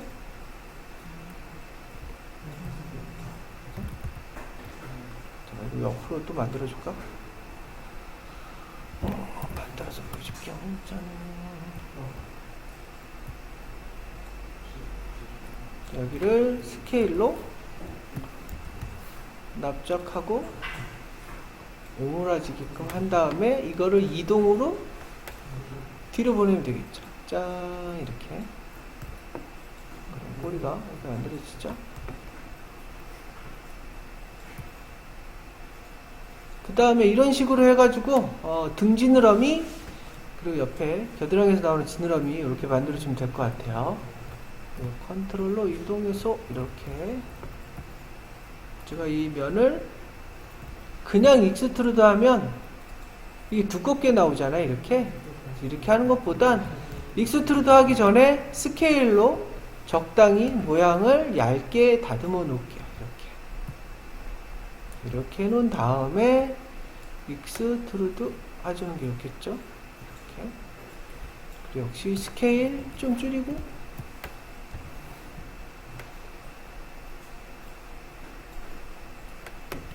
이동키로 적당한 이동을 통해서 이렇게 배치를 해주고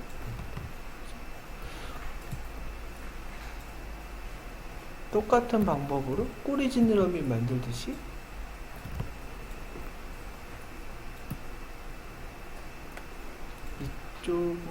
이쪽과 대칭으로 해야 되니까 이쪽이겠네요. 그죠?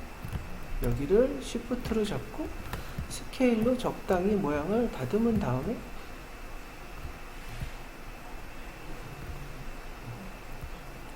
그 다음에 익스트루드 해주면 되겠죠. 스케일 이동 이렇게 하면 이런 모습이 되겠죠.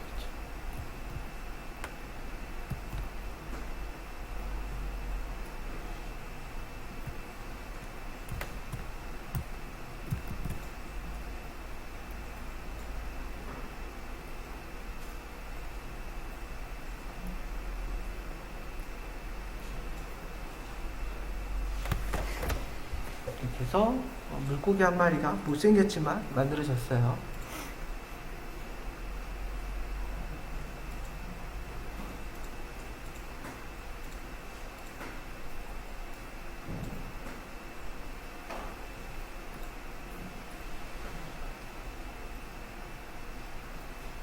이거 역시 세이브 해가지고 이건 다음 시간에 이어서 할 거예요. 다음 시간에 이제 물고기처럼 헤엄쳐서 가는 거를 할 거니까 다음 시간에 이거 세이브 된 걸 가져오세요. 나중에 이렇게 할 거예요. 이렇게 만들고 나면 자, 명령 중에 오늘 뭐 익스트루드랑 레이스 배웠지만 이런 명령도 있어요. 여기 보면 이거를 이렇게 그 거친 면을 부드럽게 만들어주는 명령이 하나 있어요. 그게 뭐냐면 여기에 첫 번째 있는 서브 디비전 서페이스 이거 누르면 얘가 이렇게 부드러워져요. 그렇죠?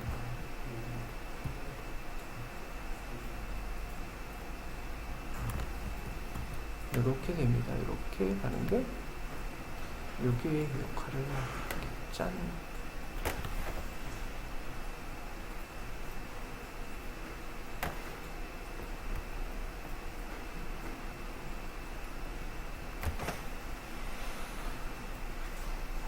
부드러워지죠? 부들부들하게 만들어주는 서브 디비전.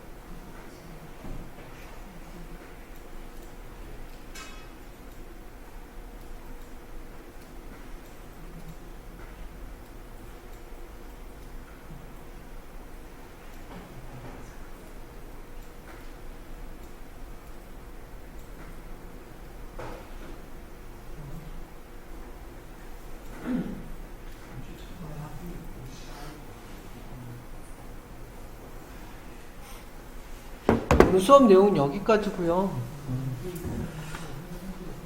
출석 체크도 다 했죠? 도움이 필요한 사람만 남고 퇴실해도 됩니다. 스코드를 했어요. 다음 시간에 이거 가져오세요.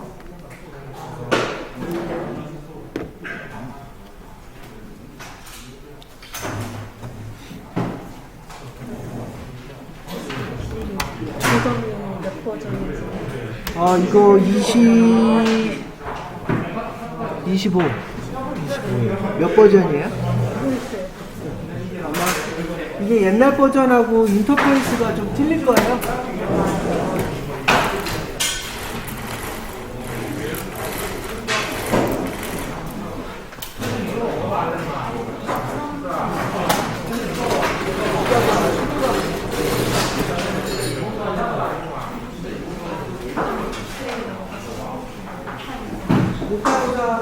제가 이거 오늘 녹화한 거는 학습 자료에 올려놓을게요.